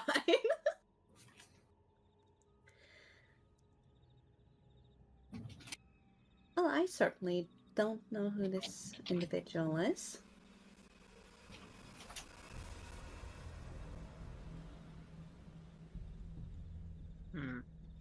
Want me to go and talk to them? Up to you. It might not be a bad idea. Lovely. Make sure that Falcap is doing okay, and she will put Lovely on Falcap's lap. Where was this person? Question mark. Oh, there you are. Letting me ping, but okay. It's as you approach Nocteria, the Dragonborn stands up and reaches about 6'5". Yeah, she with her 5'2", she's just gonna look up, just like a Falcap. Oh dear. Evening. Afternoon? It's kind of hard to like. It's not important. Anything we can help you with? That one. And he indicates his head towards Falcath. Mind if I speak to them alone? Well, I can go and ask. Do that, please. Does this individual seem threatening toward Falcath? Give me an insight check. Oh god. Oh. You don't sense... I will use my inspiration for that if it's that bad, because that's just sad. That's the saddest roll I had. Pretty please. Yay. Oh, thank you. With a 28, you don't sense lethal hostility, but there is definite hostility. And confusion. How do I explain that? The first one is the hostility. The second one is confusion. And then there is sadness.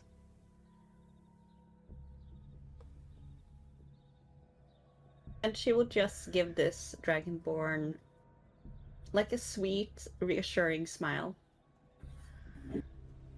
Well, I'll go and ask him then. But he will hear... Is it a female or a male? It's a male. But he will hear in his mind, with her sweet smile still showing on her face. If any harm happens to him, though, I will make sure that you will be 5 feet underground.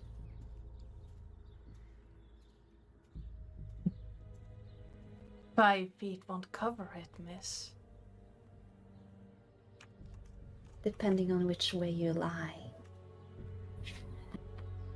And she will just have this sweet smile going over to Falcath. It seems like they want to talk to you. I'm gonna send you something, Lillith, real quick. Oh, yes, send me stuff. Send me stuff. I like stuff. Oh no.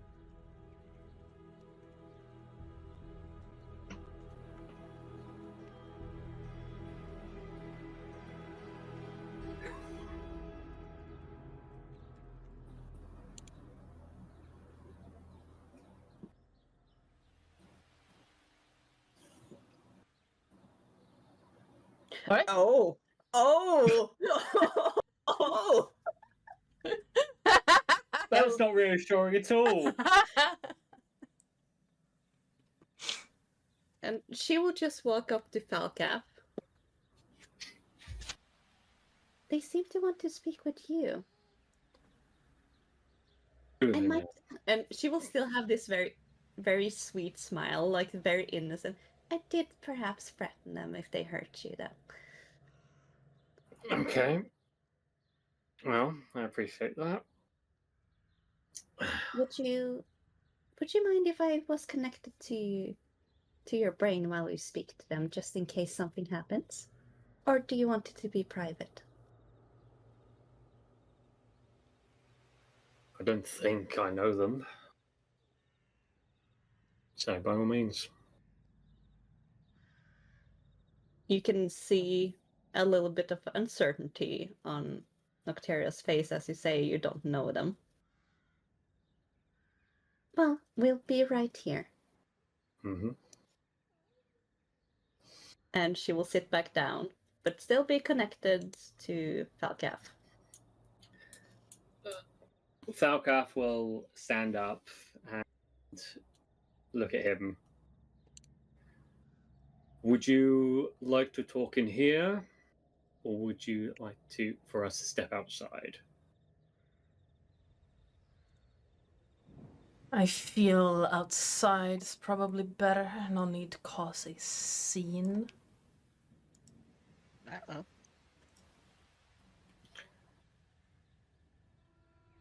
Sounds fair. He turns around, quick look over at Nocteria, and steps through the door. if above VTT is gonna let me actually do anything right now. Hello?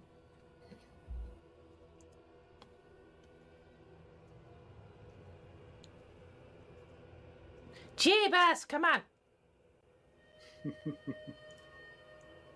Which door is he going out of? Is he going out the one closest to us or the one closest to him? Closest to him, towards the south of the building.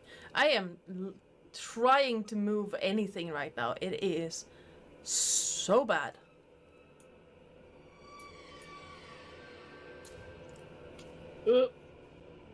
Like, the lag is incredible right now. Yes. Terrific lag. Lagalicious. Okay, I can't even grasp the tokens right now. Really? I'm not experiencing any lag at all, surprisingly. I have no idea why. I'm gonna turn off some of, or close some of the tabs, see if that makes a difference. Not at all. Because, dear God.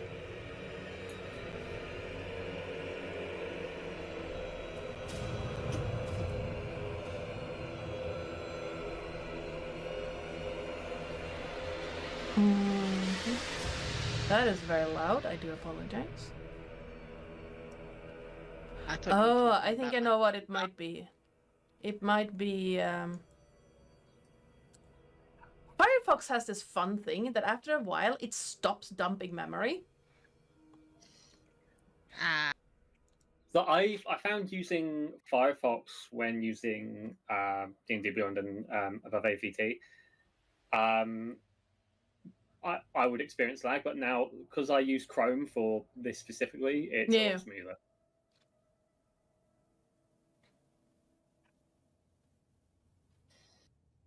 But it's something I would have hoped that they would have fixed, but they haven't. It's just the fact that it doesn't dump memory; it just accumulates over time. And then after a while, you have to just restart the browser. Normally, that tends to coincide with the Patch Tuesdays, so it's fine. But right now, it's just like, nah, fam, you good. All right. As you step outside the door, the blue dragonborn is going to turn around.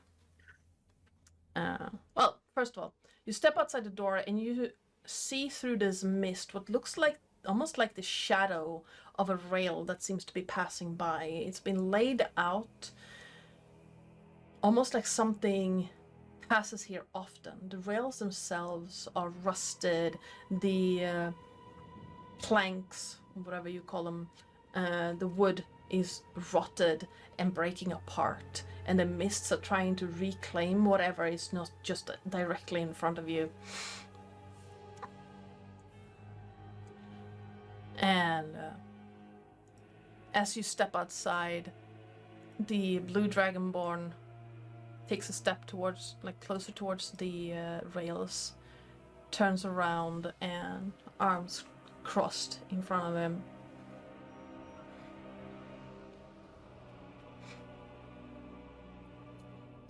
Took a while, but I finally caught up with you. Fancy meeting you in the middle of nowhere.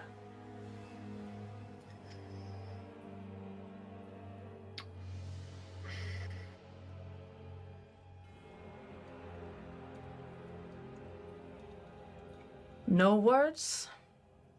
I'm sorry, but who are you? Of course. Why should I expect you to recognize your own kin, father? Oh. Oh. You who so willingly walked away.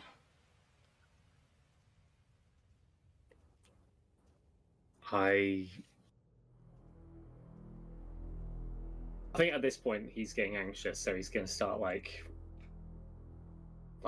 fiddling with the ring. I am truly sorry. I do not remember. I had an encounter a while back. Something was taken from me. Memories. I truly don't remember. That's convenient. You walk away from everything for so long and you show up and you don't remember.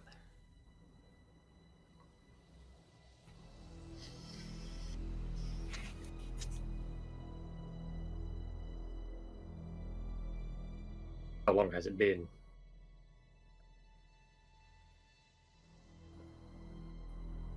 "26 years.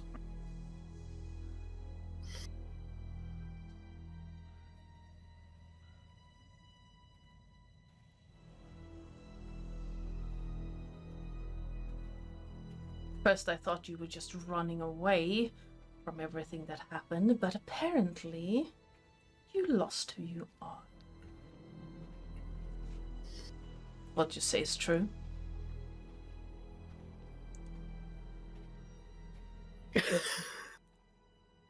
So, someone comment. Sorry.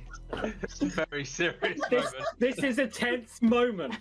I know! That's why I had I to didn't break go it. to get milk. I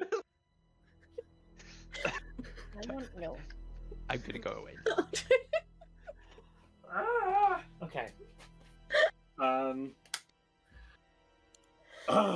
Okay. If you are my son,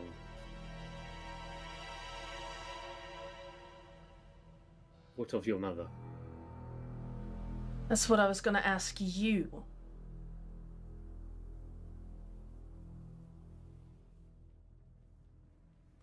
I saw you two speaking, and then she was gone.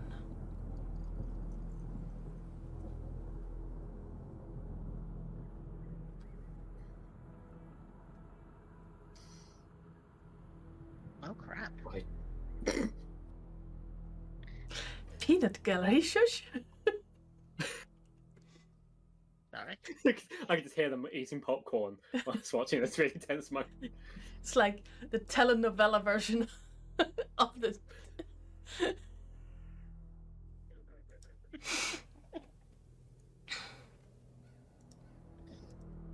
I really don't know what happened. I wish I could provide answers for both of us.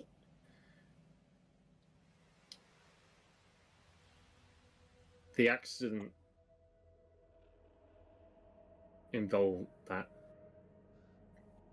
forced me to forget.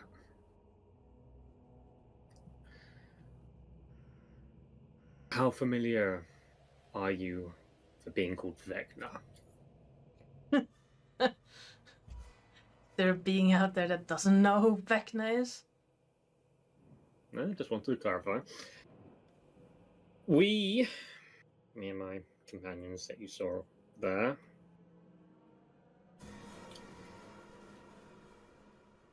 have been tasked with the simple task of defeating him. I hope, in doing so, yes, I know, You want maybe to beat a god. sounds suicidal. Sounds suicidal. One of my companions in there actually ate a god once. It was, yeah. Yeah. That's neither here nor there. I am hoping in defeating him,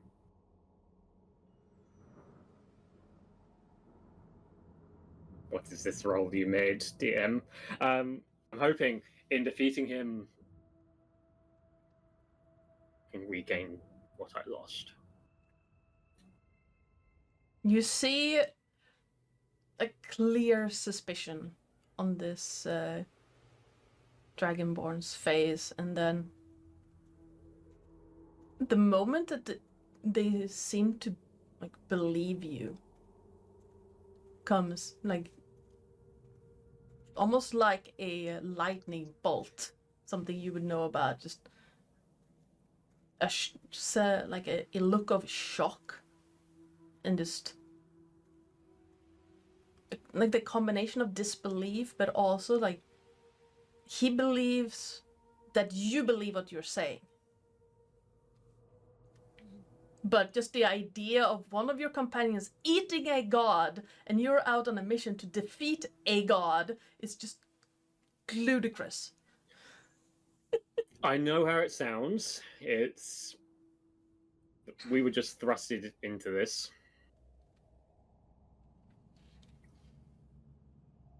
Was last thing I was expecting. But that is genuinely the truth. You don't know what happened.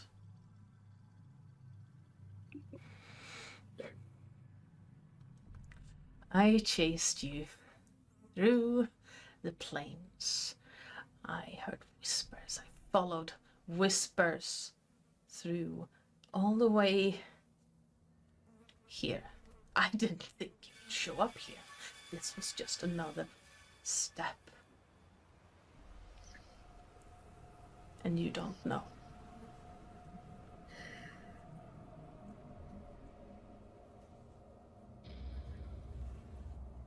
I want to piece things together.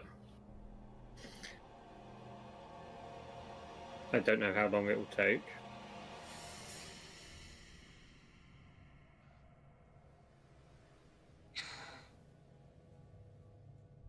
Well, Is there any way we can perhaps stay in contact? So that if I were to learn something, I can fill you in. Because you want answers just as much as me. I have a way. Now that I know what you look like again. Should be a way. Just don't be alarmed if it's a different voice than my own. She Noted. She has a slight lisp even when talking in your mind.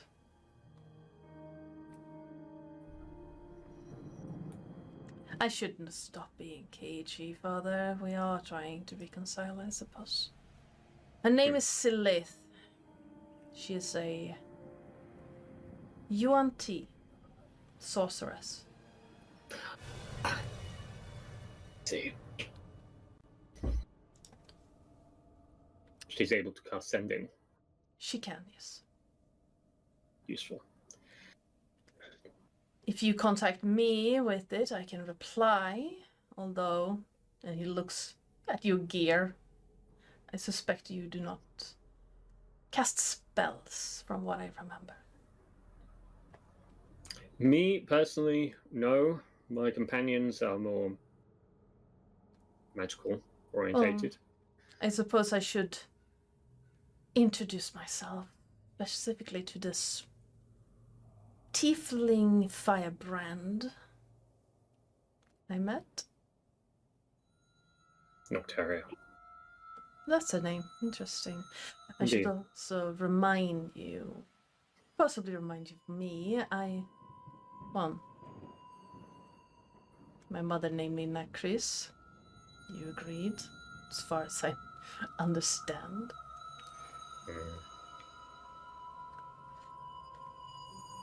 But I should introduce you to Lillith as well, so she can know how to contact you or your friends. Up to you, really. before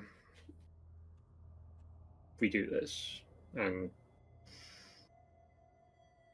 so what he's going to do is going to be very difficult for him because he's had a lot of sentimental value to this and he has no idea why, but now he knows. He's going to take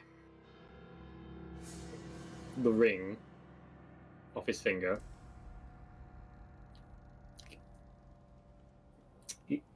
Take one of his necklace things off and put the ring on there and hand it to him as a sign that Falcath is truly serious, that he wants to find answers and wants to figure things out. He takes the ring,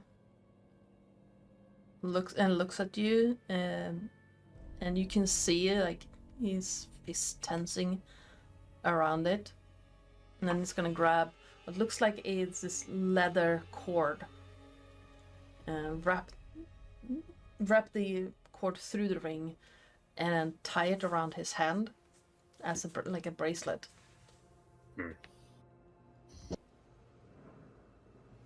Look after it for me. I'll hold you to that, Father.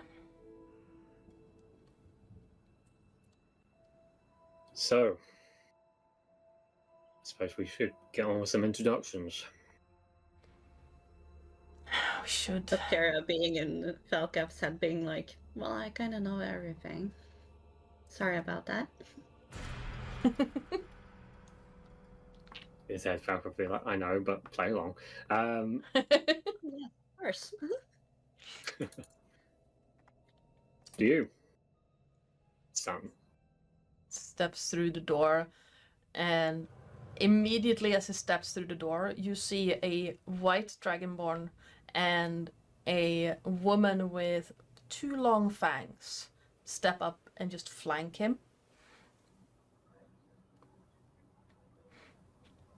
And he looks over first at the white dragonborn, just lifting a hand, and she sits down, and the woman looks over at you, Falcath, and you can see like she has vertical slitted eyes, and her fangs seem to drip down a little bit below the lower lip.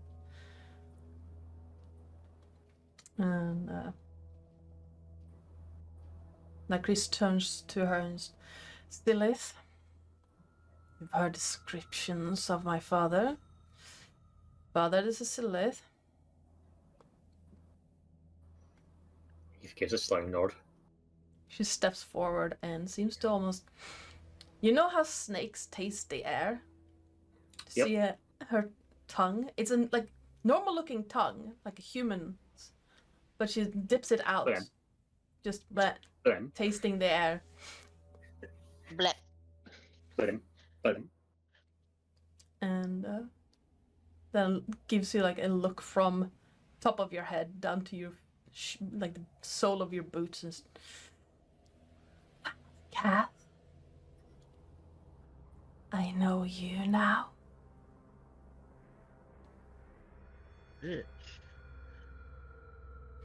You do, so I should be expecting your voice in my head. Yes. Noted. We find something, I guess.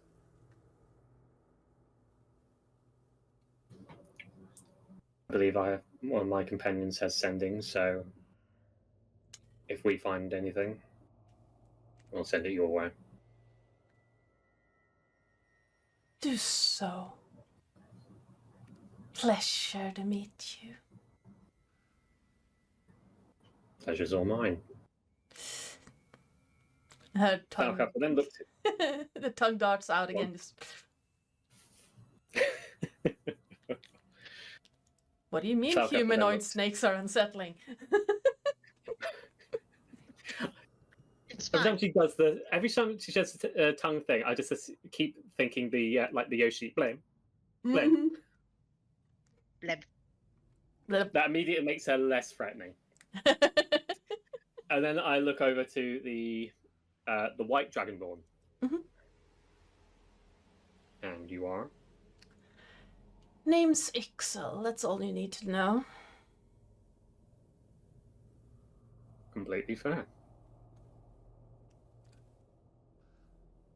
Well, if you need help having something frozen, I guess I can help. I'll keep that in mind.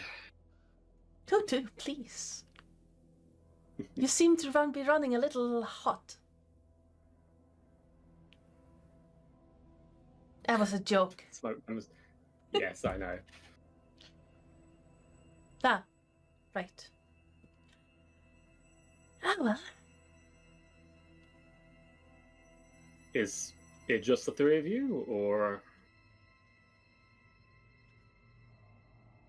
Now Chris looks around and just and then gives like twist of his hand, and a hobgoblin man stands up next to you, dressed in the garb of Ilmater. Would Falcath have any idea of what that is? Ilmater is one of the primary deities on the Sword Coast, and he is a god of healing and removing the suffering of others. Not in Elliot's way. Ilmater is all about taking other people's suffering and relieving them of it. You also see from the shadows a very pale woman with grayish black hair and these long chains wrapped all over her arms with like charcoal black eyes. Very similar to Draven's, stepping forward. Shadowkai? Aye. You might have a lot in common with one of my companions.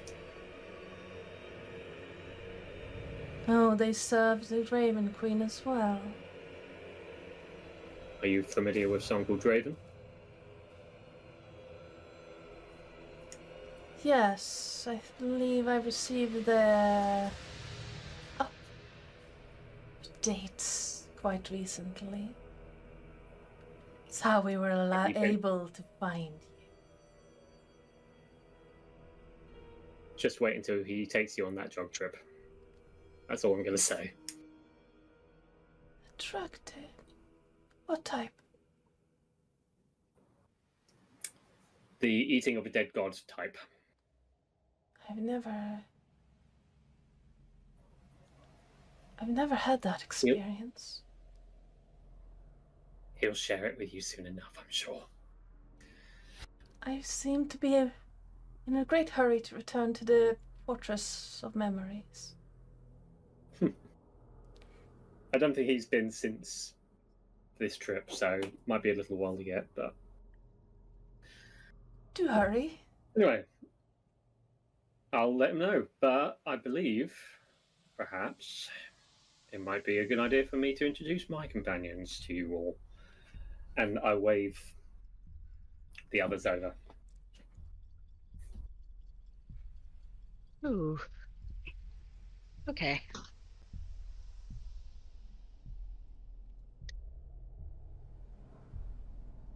Like Chris is gonna, he steps aside to let all of you like come closer. The rest of the patrons around you are not bothered, it seems, at all by this. Falcath? No, sorry. Falcath, you alright? Mm-hmm. I am. He's currently like very slightly kind of rubbing where the ring used to be. It still looked like a habit. Obviously, there's no ring there to rub. So, fair bit to catch you up on.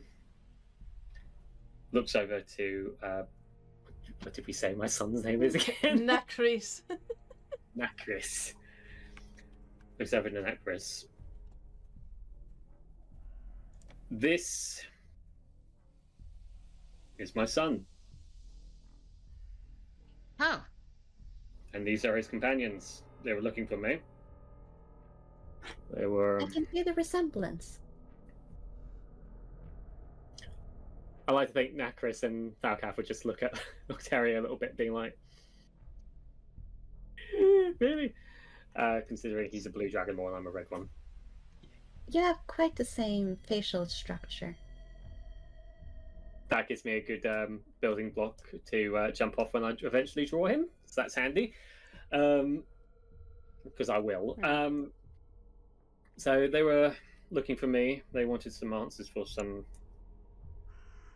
things. Your memory loss, you mean? Yes. And unfortunately, because I can't remember it, we're going to be searching for information about that. of course. So I know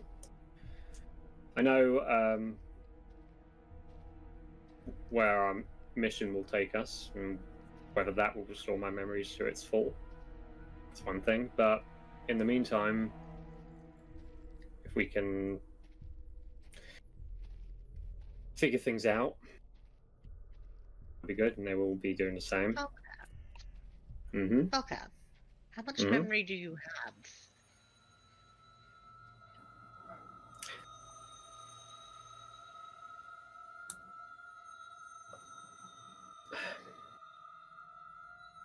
I don't know. Honestly, DM question. How like? I don't think we've ever kind of pinpointed just how much of that time was taken away. The entirety of the secret itself and most of the things connected to it have been removed. But only just enough for that, so that Falcath cannot piece it together himself. Because that would break the secret, so to speak. Like, he would be, if he can recollect it on his own, it would hold no value.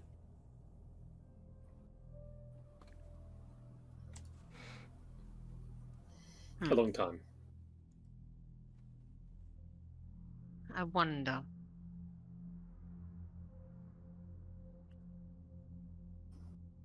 This is Elliot. Oh, wait, he's our healer. Doesn't look it, but he's our healer. He'll nod. Then we have Nocteria and Draven. You have one of your fellow Shadakai here, who's itching to have that high that you had. Ooh, are you? And I immediately start rummaging through my pouches for more rainbows. Yeah. She'll, for a lack of a better word, slink over, and it's this kind of almost ethereal. She seems to blend from shadow to shadow as she's walking around the benches and over to Draven.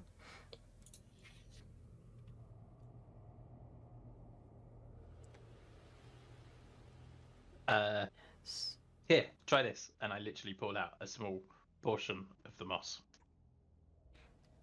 She grabs and holds it for a moment,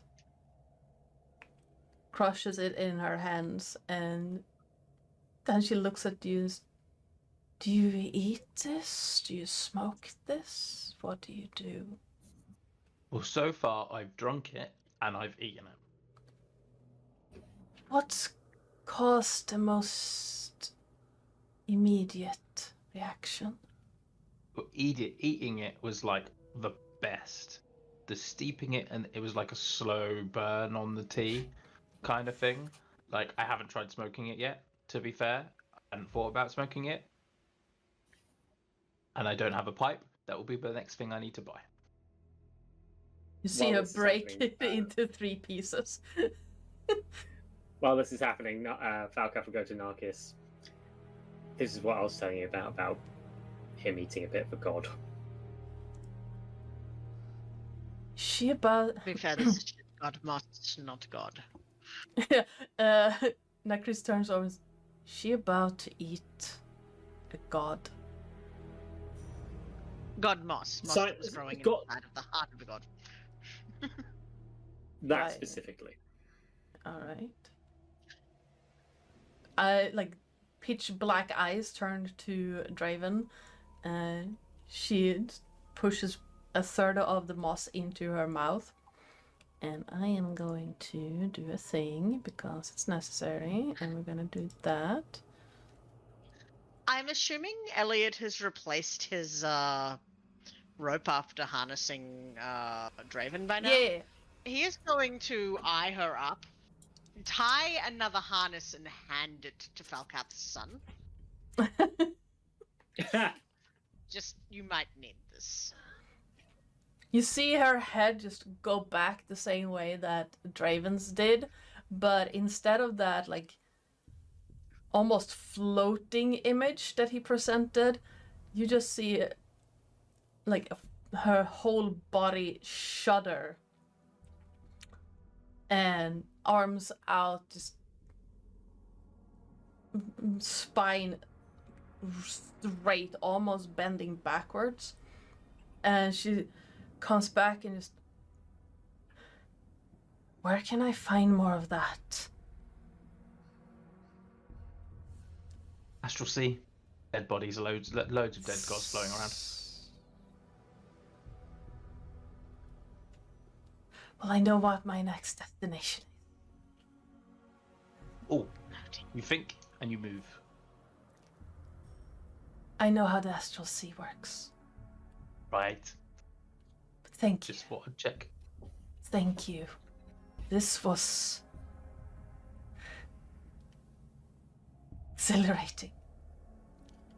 Yeah, makes you wonder what could beat it, right? Right. I usually have good luck with unresolved love.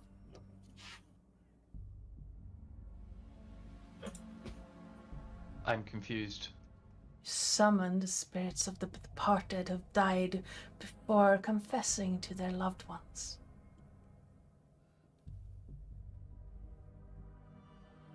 That's your kink? Don't diminish it like that. There's nothing. I never like... diminish a kink. Everyone's got a kink. But yes, my thing is unrequited love. I could see why that would be a thing. Yes. Few things like it.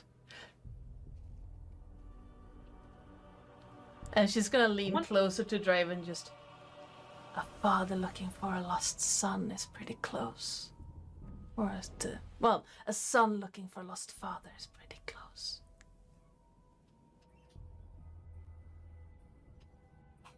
Have we ever considered that we're a bit messed up? It is how Our Lady made us. True. She did. Kind of fun, isn't it? It really is. It really is. May I suggest you shake Elliot's hand? Oh. She looks over at Elliot and gives Draven a look and removes her glove.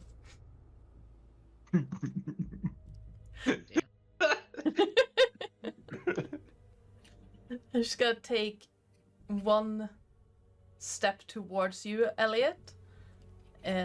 Eyes just fixed on your hand. And then Nocteria, you would notice first. This rumbling of the ground, rhythmically. Something of an immense weight drawing nearer and nearer. A shrill cry cuts through the air, mournful and clinging to the mists, only to be devoured into the fogs. The rest of the patrons around you stand up almost as one, and then turn, walk out the door, that same door that Falcath and Nakris disappeared out of when they first talked. shuffling of muffled footsteps, and the door opens, and the rest of the passengers seem to almost blend in with the mists as you hear this crackling of a lightning storm. All of you have heard a similar sound whenever Falcath summons his lightning powers, but this is amplified but muted at the same time. The power, the arcing electricity shoots through the air, and there is this noise of breaking glass all around that seem greedily just sucked in by the mists around, making it sound like you're in this tunnel of just soft and pliable fabric that wants to wrap around you and crush anything around. And then the train comes to a stop by the station. The passengers or patrons around you filter in towards the train. Nakris and his crew steps back as if they're not interested in the train whatsoever. I suppose that writes you. Alcaf will walk over to Nakrish. I know this meeting has been brief, and I wish it would last longer. We are in search of artifacts that will help our cause. You know how to contact us. We can contact you. I hope we can meet again very soon. And he hands out a hand. Nakris grasps it, and you feel that a strange kind of crackling around your hand. Strange and familiar at the same time. And you remember that Blue Dragonborn use lightning as their primary breath weapon. And then he pulls back his hand, steps back a little. Don't die. I want those answers. I don't intend to die. You look after yourself as well. You seem to be holding up pretty well. I learned a trick or two while you were gone. Perhaps one day we can spar. I think I would like that. Well, until then. Till next time, Father. Until next time, son. And he makes like a spinning motion with his hand, and the group follows him out. The female Shadakai, looking at you, Elliot, holds out her bared hand, as if shaking your hand. Elliot's going to sort of tilt his head and just say, with permission, I will. Of course. And, yeah, he'll shake her hand. And, say, I think what, Draven was trying to get at was, actually my, guidance. Why would I need your guidance? It has an odd sensation. Would you mind? I don't mind sensation at all. And he will cast guidance. Again, her spine just straightens up and... That... Interesting. I apologize. Oh, don't. That was fascinating.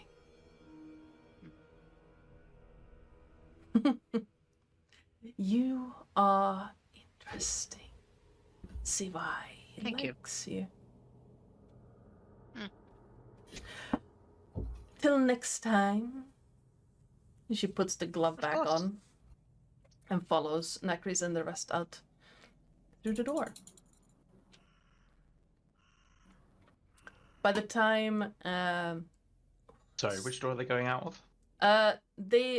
Nakris and the group are going out this way. The train is this way. Excellent. As she walks past, I kind of stare at her and I mouth my kink. She gives you a crooked smile and just and a nod of understanding. It's just to each their own. Oh no.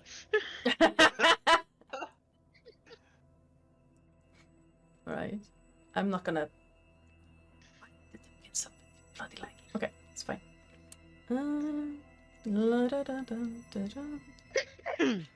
And the train stops for but a moment, just long enough for all the patrons of the train station to get on. I'm gonna move you guys to Siri 1313. If my browser will allow it.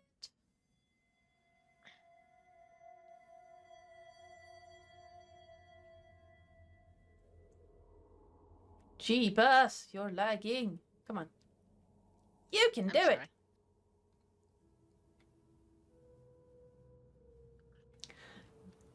As you step on to... Sorry.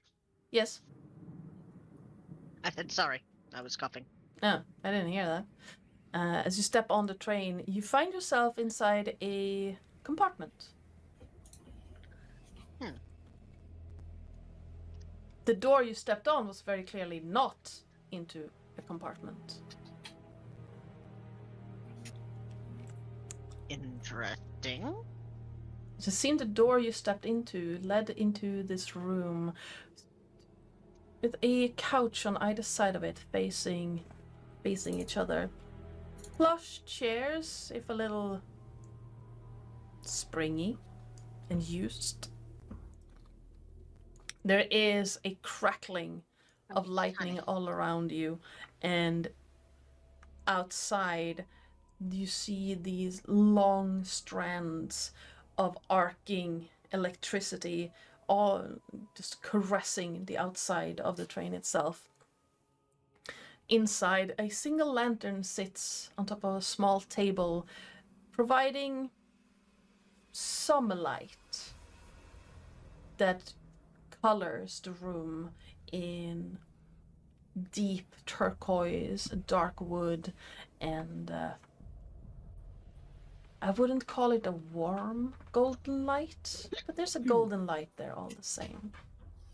It would be difficult for you to see anything if you did not have dark vision.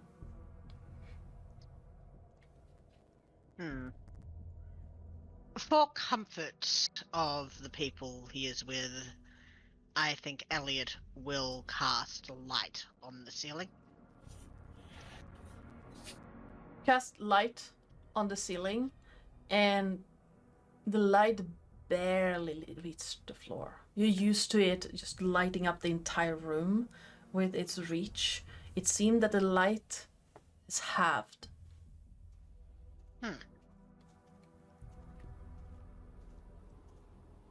Curious. And then with another shrill whistle that seems to cut through everything, the train starts moving again. And outside, the fog shifts, almost seeming to be cleaved in two by the lightning arcs.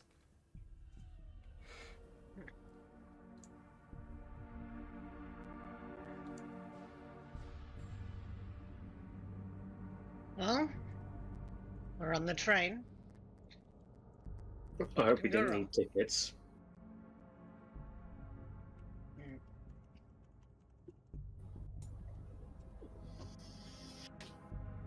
Which way is the door? Are the doors to the carriage? The only door to the carriage is to Draven's right. The other two are windows. Excellent.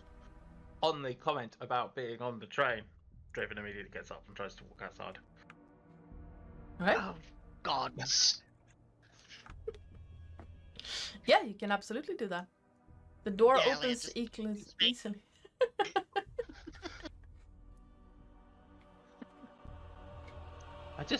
I can't sit still. I'm just gonna go for a quick wander. Don't worry. And I'll come with you.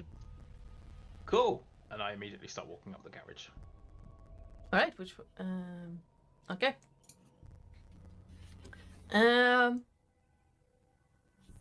You walk up the carriage and all, like, outside the windows, you see these train tracks. That's the word I was looking for.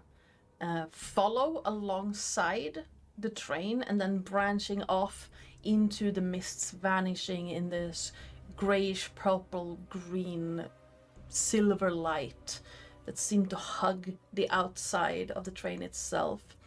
You hear a soft groaning noise from the train, and then which almost like every pulse. You know, like normally when you're on a train, you can feel like the dunk, dunk, dunk. Instead of that, each where you would normally have the dunk, you hear a lightning crash on the outside. Not loud, but there, constantly. That's unnerving. I think it sounds kind of fun. You would. Good. I'm glad we're beginning to understand each other. And Yes. I kind of, I don't know, how many doors can he see? 1, 2, 3, 4, 5. I go up to this one and I knock on the door. Yeah, Elliot is just going to say, I've given up on trying to stop you from experiencing the world. That's just what you do. But I would like to cast Death Ward on you just in case you get into trouble. You really have to? That's fine by me. There's no answer And he when you will knock. Do that. Can I try to open the door? Yeah, the door's not locked. Excellent. Well, this doesn't You open look the like a door. carriage.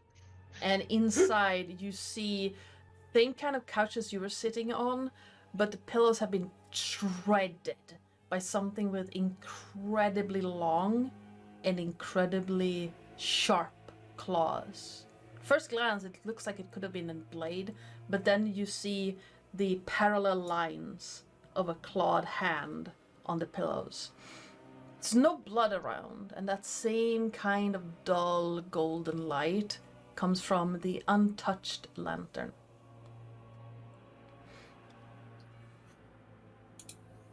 I turn to Elliot and I say, looks like someone had a good time in here. It looks like something happened in here. I'm not going to necessarily say it was a good time. Look, there's no blood, therefore it implies it was a good time. If there's blood, then I'd probably say someone had a fight. But it's all good. Yes. While talking, Elliot is going to pick up one of the cushions and absent-mindedly start casting mending on it. All right, Elliot, give me a wisdom save. A wisdom save? Oh shit. Yes. That's a 16. You pick up the pillow. It is soft and still warm under your hands, as if someone just sat on it.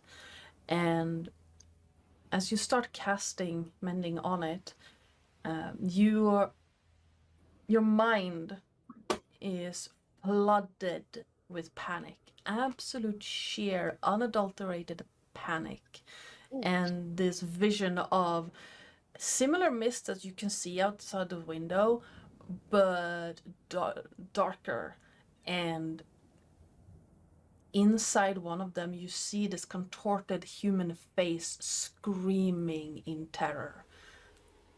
You managed to brace against the effect because you needed a 15, but the image lingers just slightly as you come back into the train compartment. Oh god. That was intense. The pillow is repaired.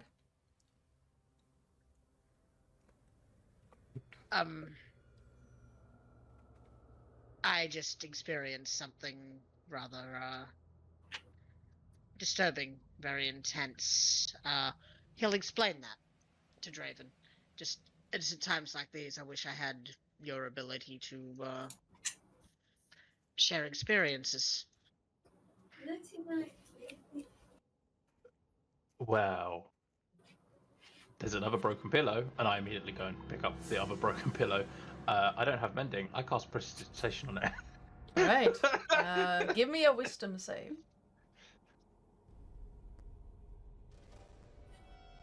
He has death ward, it's fine. 12. All right. You pick up the pillow, and again, it is warm to the touch. And as you cast prestidigitation, your mind is flooded by sheer terror.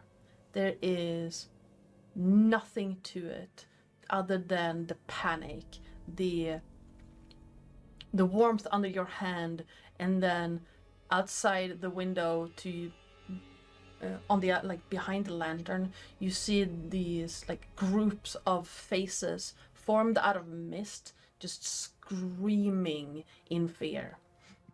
And as you come back to yourself, you can taste your heartbeat. Draven, are you alright? Yeah, like that's whoa. It's a lot of fear.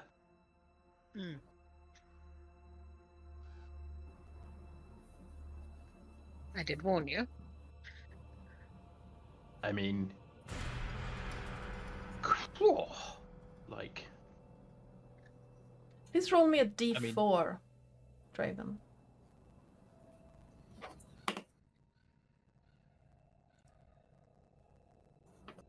One. Your legs do not move for a good moment. You do not have control of your legs right now.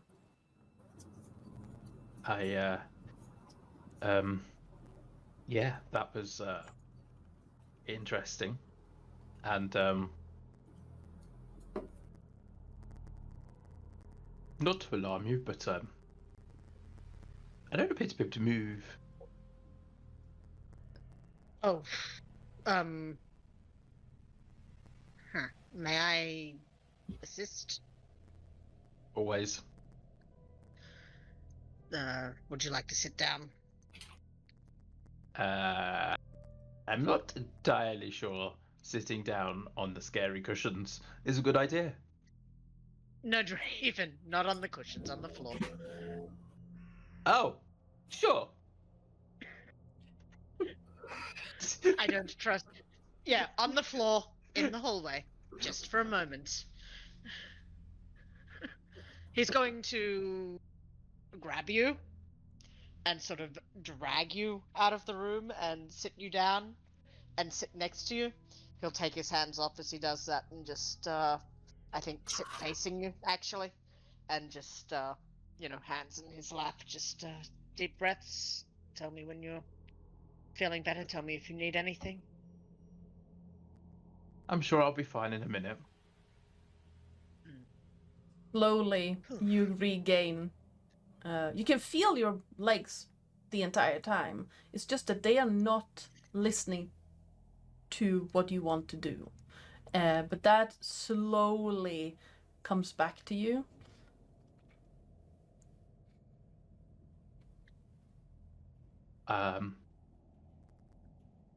Didn't one of the wizard ladies call this place a domain of dread? Yes, I think we've just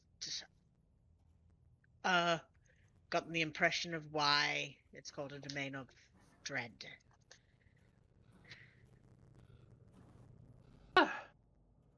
So, more touchy, and I gingerly get back up off the floor. I did say I was not going to stop you. Well, I don't know what's worse for you guys: sitting alone in a carriage with me with just the four of us in a tight space, or me walking around touching stuff. Okay. And I'm gonna just like head to the end of the carriage this time. I don't want to knock on any doors. Just like broad sense of direction, given that we are on a train. Am I heading? I should hopefully be able to tell based on the way the movement's going, towards the front or the back of the train, going the way that You're I'm currently heading towards the front of the train. Ah, excellent. That's kind of what I intended to do anyway. I just happened to do it by accident. So yes, I'm going to kind of walk past the other doors and see that there is a door at the end, presumably to the next carriage, and attempt to open it. It is locked shut and ice cold to the touch. Thank God for that. Can I use prestidigitation to start warming it up, please?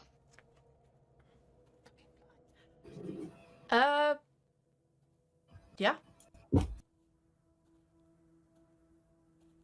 I could keep repeatedly casting it in the hope that the door gets a bit warmer, and then see whether or not it warps at all because it's warmer instead of cold.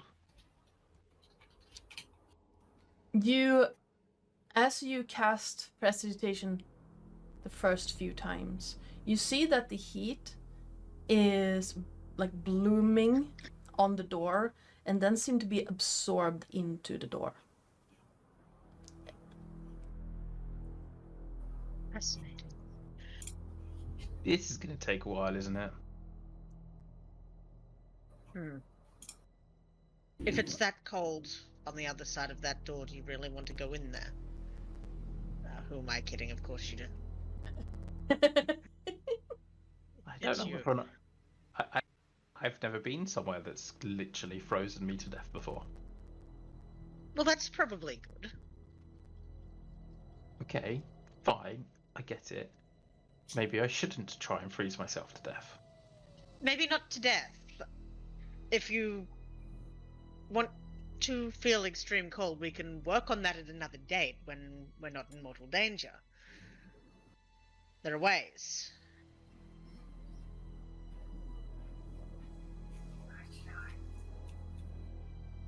Okay. Well, can we try all of the other doors? Can I try and stick my head out the window? Yeah. The window does. The window opens. And you can easily stick your head out. You don't feel any wind, yet you can see the tracks moving under you. It's not like the tracks that lead out from the train itself look like regular train tracks, but underneath you don't see any rail underneath the train you're on. So I turned to Elliot and I go, like, I've never been on a train before, but this is just odd.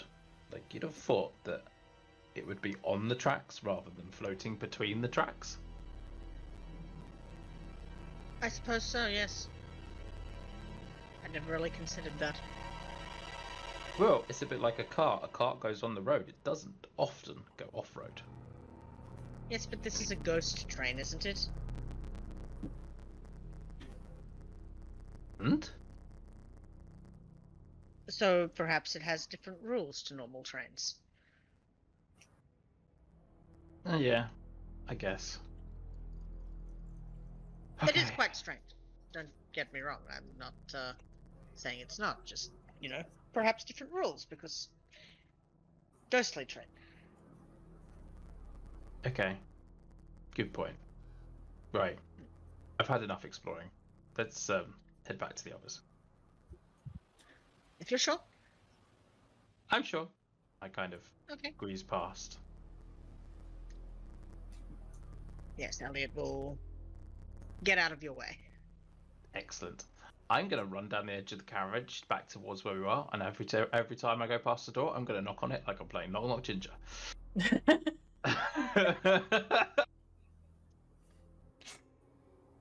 And just try to leave Elliot in my dust as I run as quickly as possible back down to the bottom to get back into the room.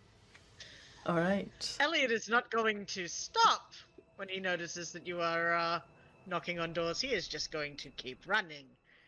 Because he does not want to get in trouble. And I think we'll leave it there for today.